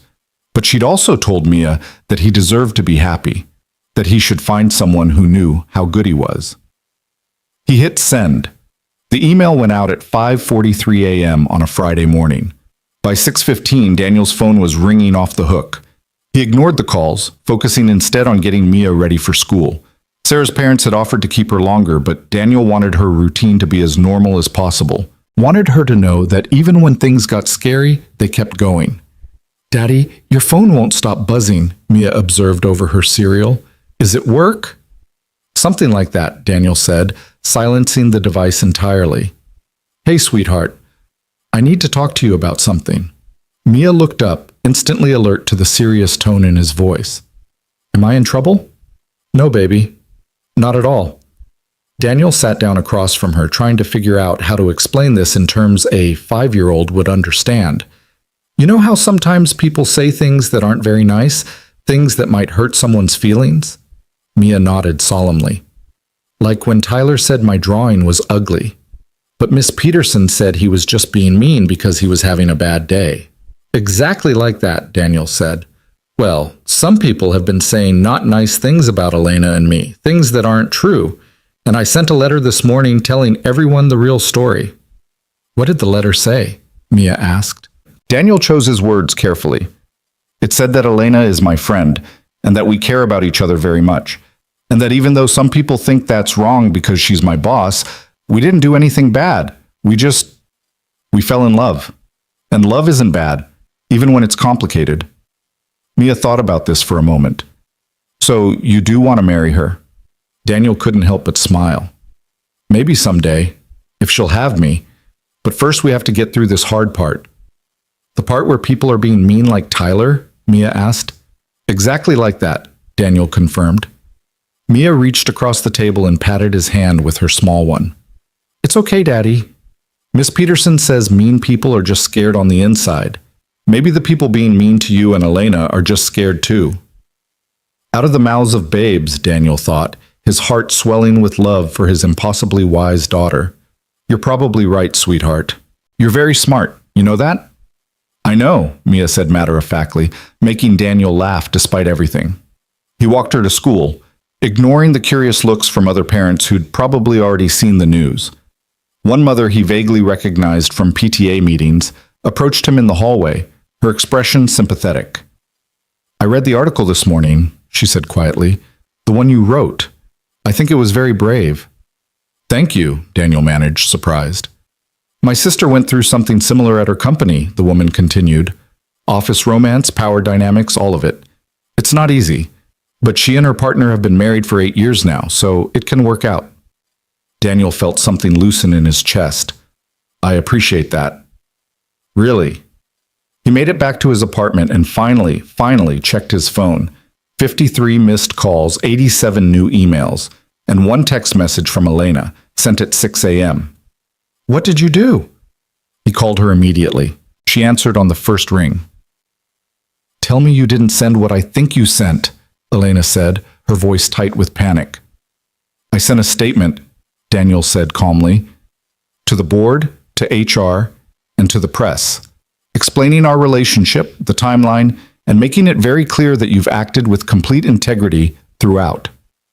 "Daniel, you can't unilaterally decide to make this public." "You were going to resign," Daniel said. "You were going to walk away from everything you've built because you thought it would protect me. I couldn't let you do that." "So instead you've made yourself a target," Elena said, and he could hear the fear beneath her anger. "Do you have any idea what the board is going to do? What Robert Henshaw is going to do with this?" "I know exactly what they're going to do," Daniel said. "They're going to call me in for a meeting. They're going to threaten me, try to intimidate me, maybe fire me outright. But Elena, I put everything in that statement. The dates, the restructure documentation, Marcus's testimony that the organizational changes made business sense. I made it impossible for them to claim you coerced me or manipulated me without calling me a liar. There was silence on the other end of the line. Then, very quietly, Elena said, "You testified? Marcus testified?" "He called me at 7 this morning," Daniel said, "after he read my statement. He said he'd already sent his own letter to the board confirming that the restructure was justified and that he'd witnessed nothing but professional conduct from both of us at work. He's putting his own credibility on the line to back us up." Elena made a sound that was half laugh, half sob. "You're both idiots, brave, wonderful idiots." "We're fighting for you," Daniel said simply, "the way you'd fight for us." "I don't deserve you," Elena whispered.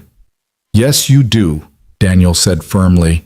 "You deserve to keep the company you built. You deserve to be happy, and you deserve someone who's willing to stand up and tell the truth, even when it's terrifying." "What did you say?" Elena asked. "In the statement, what exactly did you tell them?" Daniel pulled up the email on his laptop, reading sections aloud.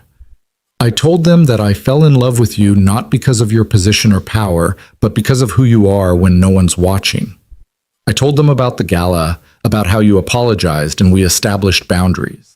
I told them about the restructure and how it was your idea to remove the direct reporting relationship before we pursued anything personal. I told them about Mia getting sick and how you showed up at 2 in the morning, not as my boss, but as someone who cared. And I told them that if loving you is grounds for termination, then they should fire me because I'm not going to stop." Elena was crying now. He could hear it in her breathing. "You can't say things like that. You can't. Daniel, you need this job." "I need you more," Daniel said, and he meant it with every fiber of his being. "I need Mia to grow up seeing that her father doesn't run away when things get hard. I need to be able to look at myself in the mirror and know I did the right thing. And I need you to understand that you're worth fighting for." "I'm going to the office," Elena said suddenly, her voice steadying. "If you're going down fighting, then so am I. I'm not hiding in my apartment while you face the board alone." "Elena, you're on leave." "I don't care," she interrupted. "They want to review my conduct? Fine. Let's review it. Let's lay everything out in the open and let them see that we've done nothing wrong. Are you with me?" Daniel smiled, feeling hope bloom in his chest for the first time in days. "Always." "Then meet me at Sterling in 1 hour," Elena said. "And Daniel, thank you for being brave enough for both of us." The Sterling Industries boardroom was exactly as intimidating as Daniel remembered from his one previous visit during his initial hiring process. Massive mahogany table, leather chairs that probably cost more than his monthly rent, windows overlooking the city like a declaration of power. Today, those windows felt less like a symbol of success and more like a reminder of how far there was to fall. Elena sat at the head of the table in her usual spot, wearing a charcoal suit that looked like armor. Her hair was pulled back severely, her makeup perfect, every inch the CEO except for the slight tremor in her hands that only Daniel could see from where he sat 3 chairs down. The board members filed in one by one, 8 men and 2 women, most of them old enough to be Elena's parents, all of them wearing expressions that ranged from concerned to openly hostile. Robert Henshaw came in last, settling into the chair directly across from Elena with a smile that made Daniel's skin crawl. "Thank you all for coming on such short notice," Elena began, her voice steady and professional. "I know we have a lot to discuss." "That's an understatement," said Gerald Morrison, the board chairman and one of her father's oldest friends. "Elena, what were you thinking? A public statement about your personal life? This is a disaster." "With respect, Gerald, the disaster was the anonymous complaint and the leak to the press," Elena said calmly. "Daniel's statement was simply setting the record straight." "By confirming that you're involved with an employee," Robert Henshaw interjected smoothly. "An employee who directly benefited from an organizational restructure you implemented. How is that setting anything straight?" "The restructure was implemented before our relationship began," Daniel said, speaking up for the first time. All eyes turned to him, and he forced himself to meet their gazes steadily, and it made legitimate business sense. Marcus Chen can attest to that, as can the performance metrics from the finance department. "Mr. Brooks, while we appreciate your input, this meeting is primarily to address Ms. Cross's conduct," Morrison said, not unkindly. My conduct is directly tied to his, Elena said. You can't review one without the other. So, yes, Daniel stays. There was a moment of tense silence. Then Morrison sighed and nodded. Very well, let's start with the basics. Ms. Cross, when did you first develop romantic feelings for Mr. Brooks? Elena didn't hesitate. About 7 months ago, roughly a month after he started working here. I didn't act on those feelings. I didn't even acknowledge them to myself for a long time. But yes, I was attracted to him. And you didn't think that was a problem? Asked Patricia Wells, one of the two women on the board. Of course I thought it was a problem, Elena said, which is why I maintained strict professional boundaries. Why I made sure our interactions were always appropriate and witnessed by others. Why I restructured the department specifically to remove the direct reporting relationship before considering whether to pursue anything personal. Convenient timing, Robert Henshaw muttered. Elena's eyes flashed. It wasn't convenient, Robert. It was ethical. And before you accuse me of manipulating the organization for personal gain, perhaps you should explain why you waited until now to raise concerns about my leadership. Could it possibly be because you've been waiting for an opportunity to undermine me ever since you lost the CEO position to me 7 years ago? The room went very quiet.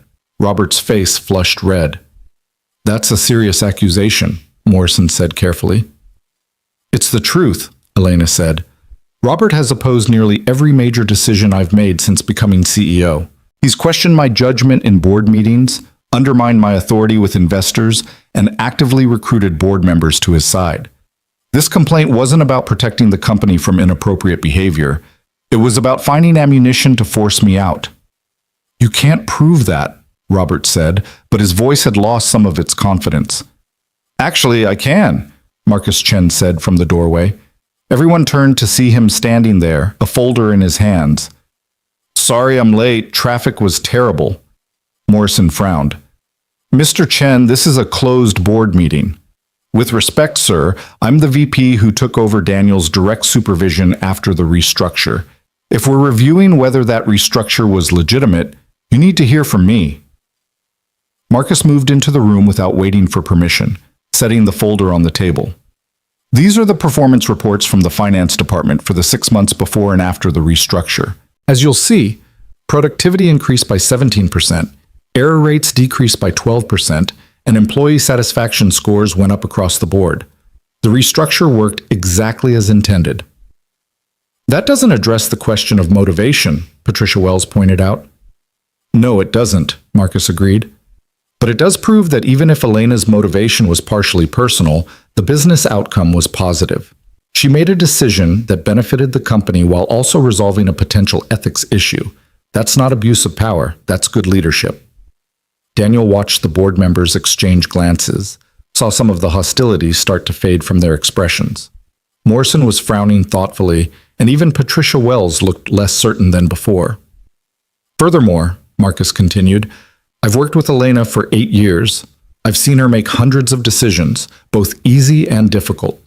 Never once has she let personal feelings interfere with her judgment. Never once has she shown favoritism or used her position inappropriately. If anything, she's been harder on the people she cares about, holding them to higher standards than everyone else. Can you prove that? Morrison asked. Look at Daniel's performance reviews, Marcus said. Elena hasn't reviewed him directly since the restructure, but I have. He's been evaluated on the same metrics as everyone else, held to the same standards. If anything, he's had to work harder to prove himself because people assume he's getting special treatment. He's not. He's just genuinely good at his job. Elena was staring at Marcus like she'd never seen him before.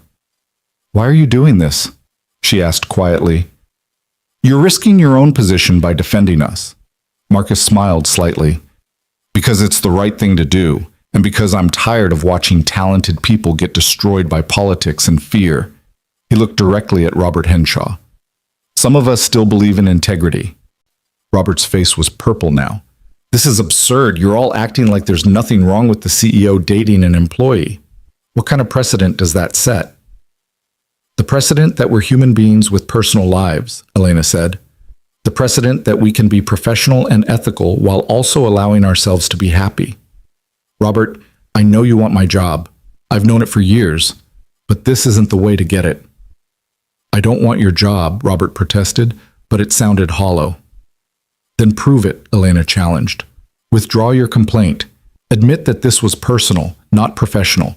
Give me the chance to defend myself on the merits of my work, not on who I'm dating. The complaint was anonymous, Robert said stiffly. Was it? Elena pulled out her own folder, sliding it across the table. Because the language in the complaint matches almost word for word an email you sent to Patricia 3 months ago, questioning my judgment after I rejected your proposal to cut R&D funding. The phrasing is distinctive, Robert, almost like the same person wrote both documents. Robert's face went from purple to gray. Patricia Wells pulled the folder toward her, scanning the contents, and her expression hardened.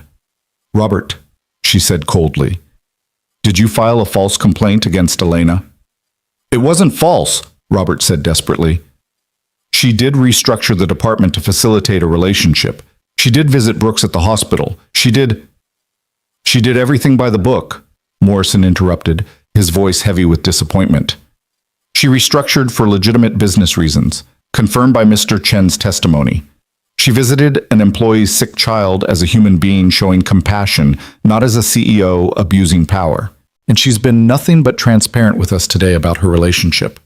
He looked at Elena, and his expression softened. Your father would be proud of how you've handled this. You've been more ethical and thoughtful than many people would have been in your position. Elena's eyes filled with tears, but she blinked them back. Thank you, Gerald. That means more than you know. Morrison turned to Robert.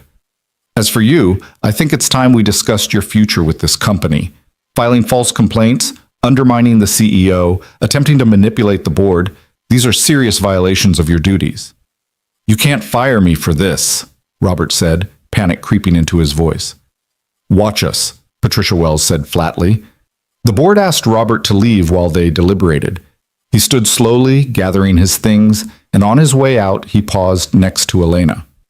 You won't last, he said quietly, venomously. You think this is over, but it's not.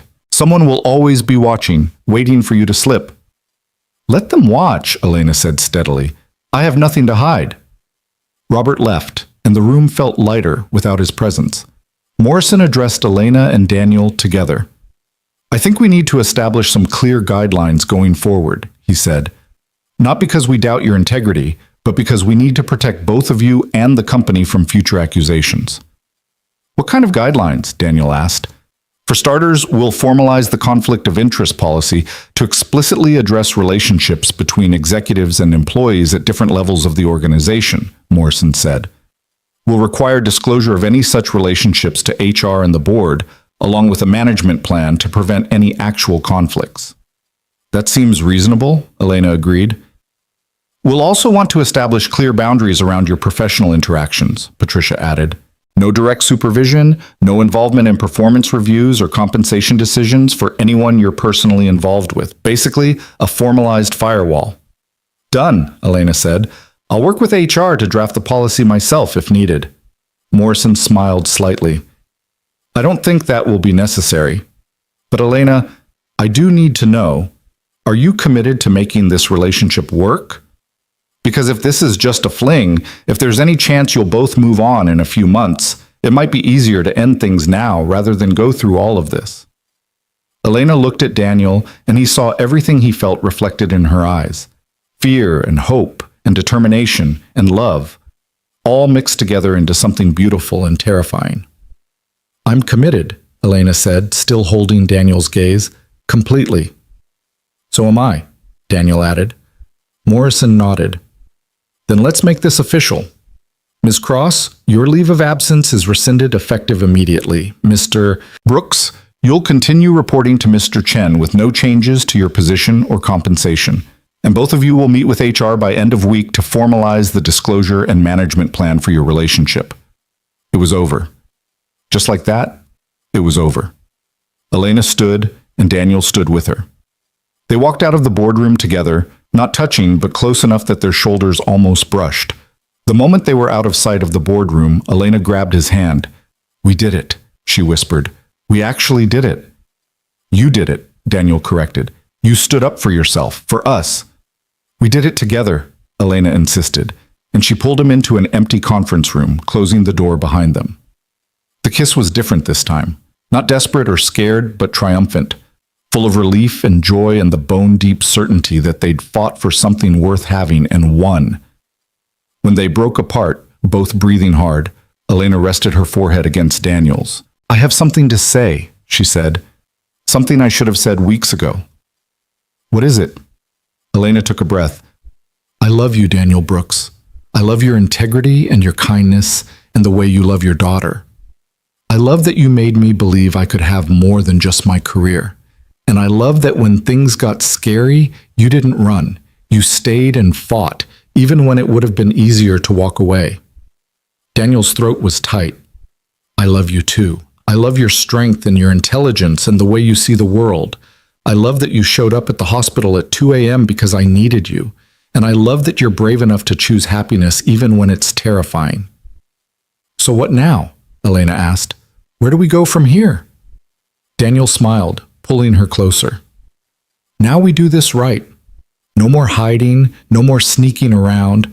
We tell our friends and families, we go on actual dates in public places, and we build something real, something that lasts." "I want that," Elena said. "I want all of that. But Daniel, I need to know, are you sure? Are you absolutely sure this is what you want? Because once we go public, once everyone knows, there's no going back." "I've never been more sure of anything in my life," Daniel said, "except maybe Mia. But you're a very close second." Elena laughed, and it was the most beautiful sound Daniel had ever heard. "I'll take second place to your daughter. That's exactly where I should be." "No," Daniel said seriously, "you're not second place. You're part of the same thing.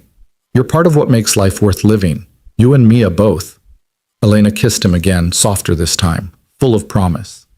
"Take me to meet her," she said. "Properly, I mean. Not in a hospital room, but in your home. Let me see your life, your world. Let me be part of it." "Are you sure?" Daniel asked. "It's messy and chaotic, and there are toys everywhere, and—" "I'm sure," Elena said firmly. "I want the mess. I want the chaos. I want the real life, not the polished version." So that evening, Daniel brought Elena home to his small apartment where Mia was waiting with Mrs. Chen. He'd called ahead to warn them, to make sure Mia was ready, and when they walked through the door, his daughter was practically vibrating with excitement. "You came!" Mia exclaimed, running to Elena. "Daddy said you were coming, but I wasn't sure if you really would." Elena crouched down to Mia's level, her expensive suit wrinkling on the worn carpet, and smiled. "I wouldn't miss it. I brought something for you, if that's okay." She pulled out the book from the hospital, the one about the brave little girl. "I thought maybe we could finish this together, since you fell asleep before we got to the end." Mia's face lit up. "Yes! Can we read it now? Daddy, can Elena stay for dinner?" Daniel looked at Elena, saw the hope and nervousness in her eyes, and smiled. "If she wants to, absolutely." "I want to," Elena said softly. They ordered pizza because Daniel's cooking skills were limited, and Elena admitted she'd never actually made a meal in her life that didn't come from a restaurant or a catering company. They ate at the small kitchen table with Mia between them, and Elena listened with genuine interest as Mia told elaborate stories about her day at school, complete with dramatic reenactments. After dinner, they read the book together on the couch, Mia in the middle, Daniel on one side, Elena on the other. Elena did all the voices again, making Mia giggle and Daniel's heart expand until it felt too big for his chest. When it was time for Mia's bath, Elena offered to help, and Daniel watched from the doorway as she proved surprisingly competent at wrangling a 5-year-old into pajamas and brushing her teeth.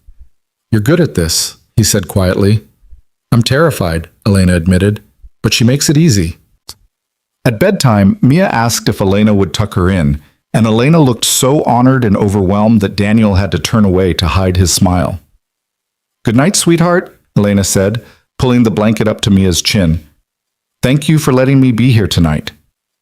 "You can come back any time," Mia said seriously. "Daddy's happier when you're here. He smiles more." Elena glanced at Daniel, her eyes bright. "Then I'll definitely come back." "Good," Mia said, then yawned. "Elena, can I ask you something?" "Of course." "If you and Daddy get married, can I call you Mom? Or would that make you sad because you're not my real mom? Elena's breath caught, and Daniel saw tears slip down her cheeks. Oh, sweetheart, I would be honored if you wanted to call me that. So honored. But we don't have to decide anything now, okay? We can take our time and figure out what feels right. Okay, Mia said, already half asleep. But I think I want to, because you're nice and you do good voices and you make Daddy happy. Daniel had to leave the room then, had to press his fist against his mouth to keep from making a sound. Elena found him in the hallway a few minutes later, and they held each other while their daughter, slept peacefully in the next room. Is this real? Elena whispered. Is this really happening? It's real, Daniel promised. This is our life now, messy and complicated and absolutely perfect. And standing there in the narrow hallway of his small apartment, holding the woman he loved while their daughter dreamed, Daniel finally understood what Sarah had meant, what she'd wanted for him. Not just survival, not just getting through each day, but this, love and family, and the courage to build something new from the broken pieces of what came before. This was living, and it was more than he'd ever dared to hope for. The investigation officially closed 3 weeks later with a formal statement from the board exonerating Elena of all allegations and announcing Robert Henshaw's resignation for conduct unbecoming of an executive officer. The business press picked up the story, of course, but the narrative had shifted. Instead of scandal, it was a story about integrity and transparency, about a CEO who'd chosen honesty over expediency. Daniel still got looks in the office, curious glances, whispered conversations that stopped when he walked by, but they felt different now. Less judgmental, more curious. And when Marcus threw his arm around Daniel's shoulders one morning and announced loudly that anyone who had a problem with Daniel or Elena could take it up with him personally, the whispers stopped altogether. Elena returned to work with quiet determination, throwing herself into a new product launch that she claimed would revolutionize the industry. Daniel watched her in meetings, saw the fire back in her eyes, the confidence in her voice, and fell in love with her all over again. But the real shift happened outside the office, in the small moments that built a life together. Elena started coming to dinner at Daniel's apartment twice a week, then 3 times. Then she stopped going home some nights, and Daniel would wake up to find her making coffee in his kitchen, still wearing his old college t-shirt and looking impossibly beautiful in the morning light. I can't make breakfast, she admitted one Saturday morning, staring helplessly at the eggs Daniel had set out. I don't even know where to start. That's okay, Daniel said, wrapping his arms around her from behind. I'll teach you. We have time. And they did have time. For the first time in years, Daniel felt like he had all the time in the world. Time to teach Elena how to make pancakes. Time to watch terrible movies on the couch with Mia between them. Time to build something that felt like forever. Mia adapted to Elena's presence with the easy acceptance of childhood. She started calling her Lena without prompting, a nickname that made Elena's eyes go soft every time she heard it. She dragged Elena to school events and insisted she sit next to Daniel at the winter concert. She drew pictures of the 3 of them together, stick figures holding hands under a too bright sun, and stuck them proudly on the refrigerator. Is this what family looks like now? Mia asked one night as Elena helped her with homework at the kitchen table. Elena glanced at Daniel, who was washing dishes, then back at Mia. I think so. Is that okay with you? It's good, Mia said seriously. I like having you here. It feels right. It feels right to me too, Elena said softly. But not everything was easy. There were moments when Elena's inexperience with children showed, when she spoke to Mia like a small adult instead of a 5-year-old and had to be gently redirected. There were nights when Daniel's grief for Sarah rose up unexpectedly, and he had to explain through tears that loving Elena didn't mean he'd stopped loving his late wife.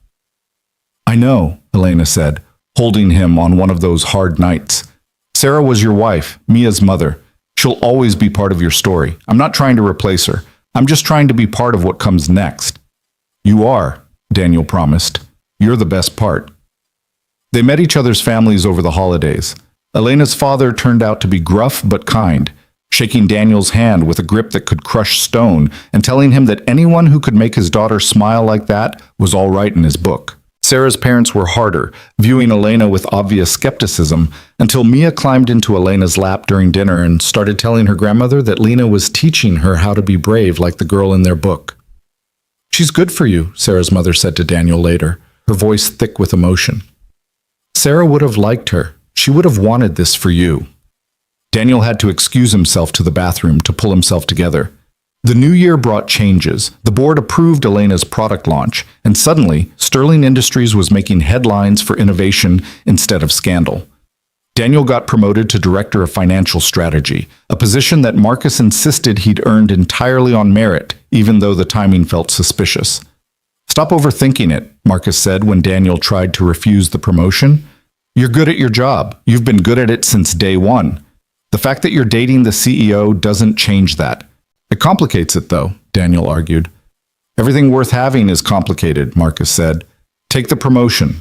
You've earned it. So Daniel took the promotion, and with it came a salary that meant he could finally stop worrying quite so much about money.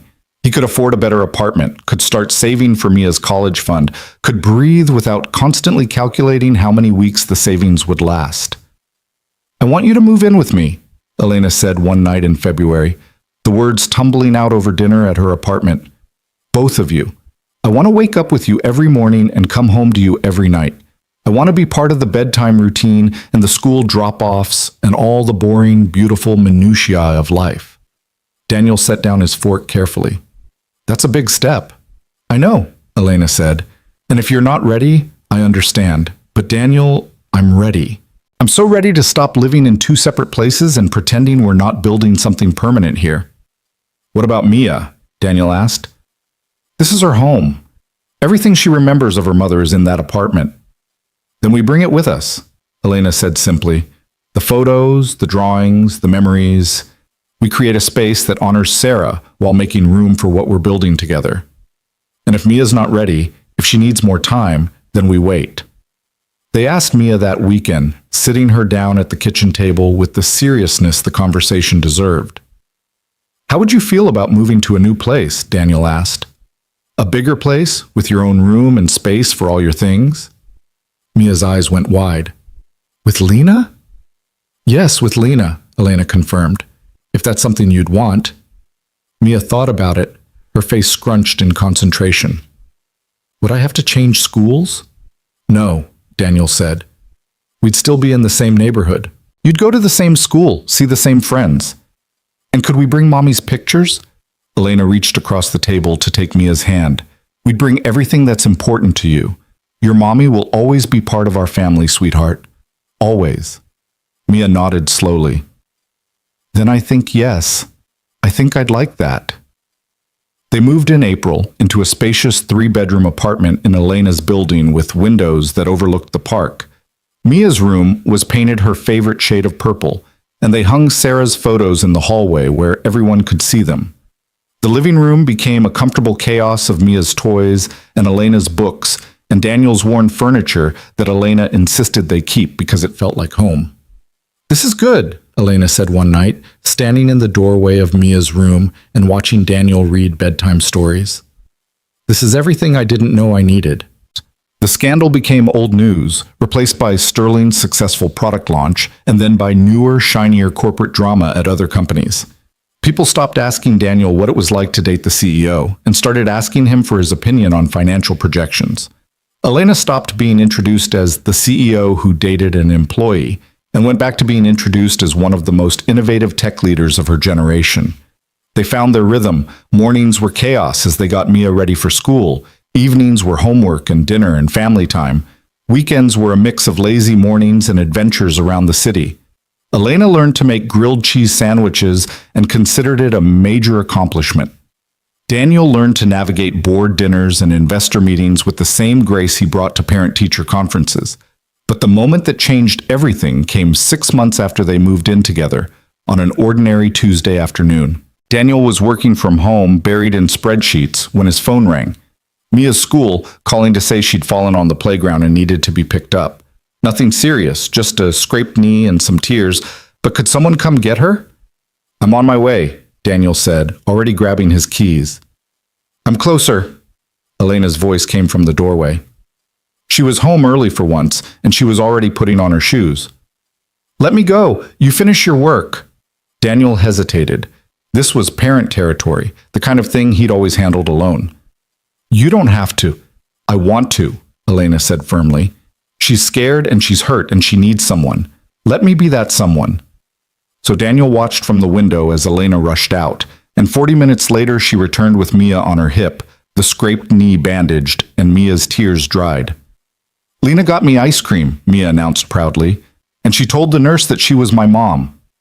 Elena looked at Daniel, uncertainty in her eyes. I hope that was okay. They asked who I was, and it came out.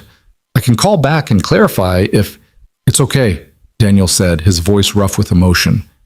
It's more than okay. That night, after Mia was asleep, Daniel found Elena on the balcony, staring out at the city lights. I need to ask you something, he said, joining her, and I need you to be completely honest. Elena turned to face him, worry creasing her forehead. Okay. Are you happy? Daniel asked. Really happy? Because this life, it's not glamorous. It's scraped knees and bedtime negotiations and sometimes eating cereal for dinner because everyone's too tired to cook. It's not board meetings and power suits and changing the world. It's better, Elena said without hesitation. It's so much better. Daniel, I spent my whole life thinking success meant building an empire, being the smartest person in the room, never showing weakness. And I was good at it. But I was also lonely and scared and convinced that needing anyone was a failure. She took his hands, lacing their fingers together. This life, coming home to you and Mia, making terrible grilled cheese, helping with homework, kissing scraped knees, this is the success I didn't know I was looking for. This is what changes the world. Not products or profit margins, but love, family, building something that lasts. Daniel pulled her close, resting his chin on top of her head. I'm going to ask you to marry me, he said quietly. Soon. But I need you to be sure first. I need you to know what you're signing up for. I'm sure, Elena said. I've been sure since you stopped me from making a terrible mistake at the gala. Since you told me that if I were sober, you'd make the first move. I've been sure since you showed up at the board meeting and fought for us when it would have been easier to walk away. I'm sure too, Daniel said. I'm terrified, but I'm sure. Elena pulled back to look at him, her eyes bright. Then ask me. Right now, ask me. I don't have a ring, Daniel protested. I don't need a ring, Elena said. I just need you. So Daniel dropped to one knee on their balcony in his sweatpants and old t-shirt, with the city spread out below them and their daughter sleeping safely inside, and he asked Elena Cross to marry him. I don't have a speech prepared, he said. I don't have a perfect plan or a romantic setting, but I love you. I love the way you love Mia like she's your own. I love how you burn grilled cheese and don't care.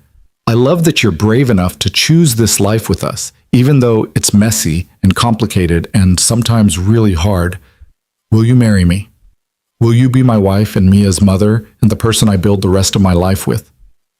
Elena was crying, laughing, pulling him to his feet and kissing him all at once. Yes, she said between kisses. Yes, yes, yes, 1,000 times yes. They told Mia the next morning over pancakes, the ones Elena had finally learned to make without burning. We have something to tell you, Daniel said, and Mia looked up from drowning her breakfast in syrup. Are you getting married? She asked immediately. Elena laughed. How did you know?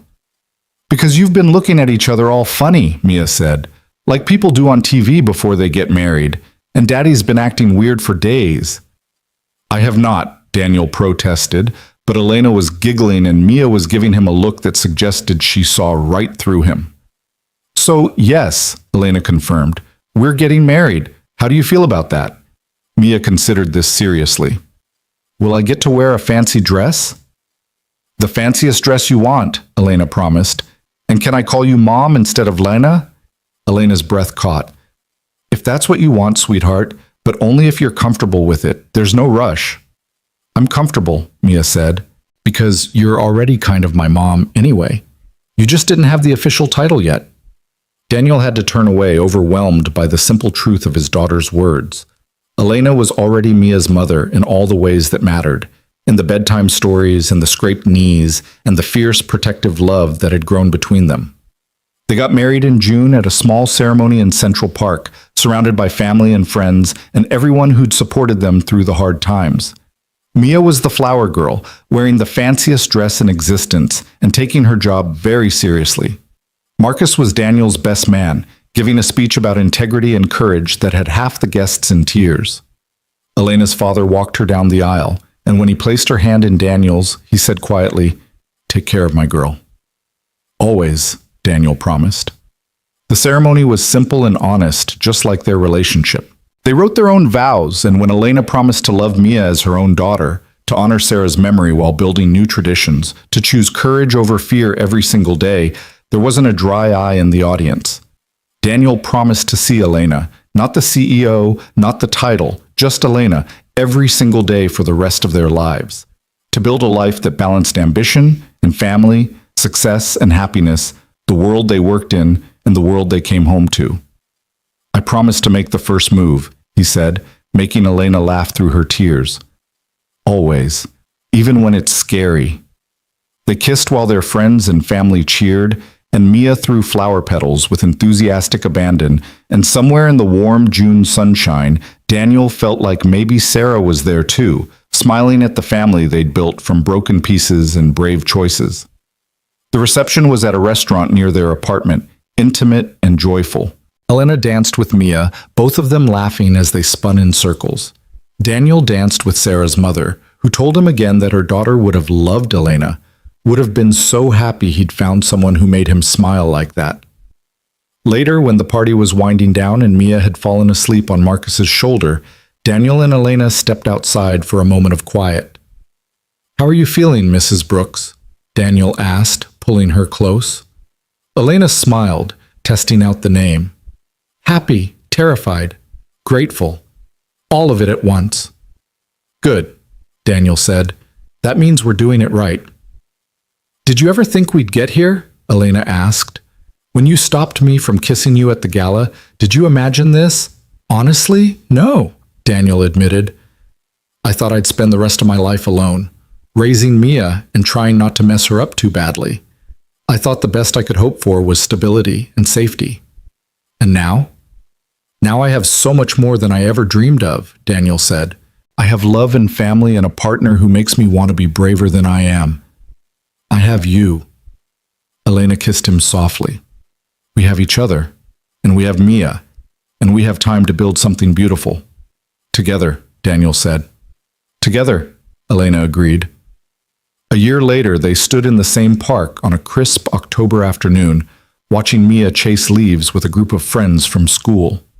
Elena's hand rested on her still flat stomach, a secret they'd only shared with each other a week ago. In 6 months, Mia would be a big sister, and their family would grow in ways they were both excited and terrified to explore. "Are you ready for this?" Daniel asked, watching his daughter's joy and thinking about the chaos that was coming. "No," Elena said honestly, "but I wasn't ready for any of this. I wasn't ready to fall in love with you, or to become Mia's mother, or to blow up my carefully controlled life for something messy and real. But I did it anyway, and it was the best decision I ever made. Even when it was hard," Daniel pressed. "Especially when it was hard," Elena said. "The hard parts are what make it real, what make it worth fighting for." Mia ran back to them, breathless and grinning. "Did you see how many leaves I caught, Mom? Did you see?" "I saw," Elena said, and the word mom still made her eyes bright every time. "You were amazing." "Can we get hot chocolate?" Mia asked. "Please? I'm freezing." "Absolutely," Daniel said, taking one of Mia's hands while Elena took the other. "But you have to share with me. That's the rule." "That's not a rule," Mia protested, but she was giggling. "It is now," Daniel said. They walked through the park together, the family that had started with a drunk almost kiss and a line about making the first move, the family that had survived scandal and scrutiny, fear and courage, loss and love, the family that kept choosing each other every single day. Some love stories started with passion and fire, with dramatic declarations and sweeping gestures. But theirs had started with restraint and respect, with a man who'd been brave enough to say no when it mattered, and a woman who'd been brave enough to restructure her entire world for a chance at happiness. It had started with boundaries and ended with a family, with messy Sunday mornings and burned grilled cheese and a 5-year-old who'd learned that love came in many forms, that families could be built as well as born, that sometimes the bravest thing you could do was let yourself be happy. At the hot chocolate stand, Elena insisted on paying despite Daniel's protests. Mia got whipped cream on her nose and declared it the best day ever, even though nothing particularly special had happened. Just an ordinary October afternoon with her family, which was apparently exactly special enough. "I love you," Daniel said to Elena, while Mia was distracted by a dog walking past. "I love you too," Elena said. "Thank you for making the first move." "Always," Daniel promised, and he meant it for all the days to come. The easy ones and the hard ones, the ordinary afternoons and the extraordinary moments, the life they'd built and the future they'd keep building together. Because that was what love was, in the end. Not the absence of fear or difficulty, but the choice to keep moving forward anyway.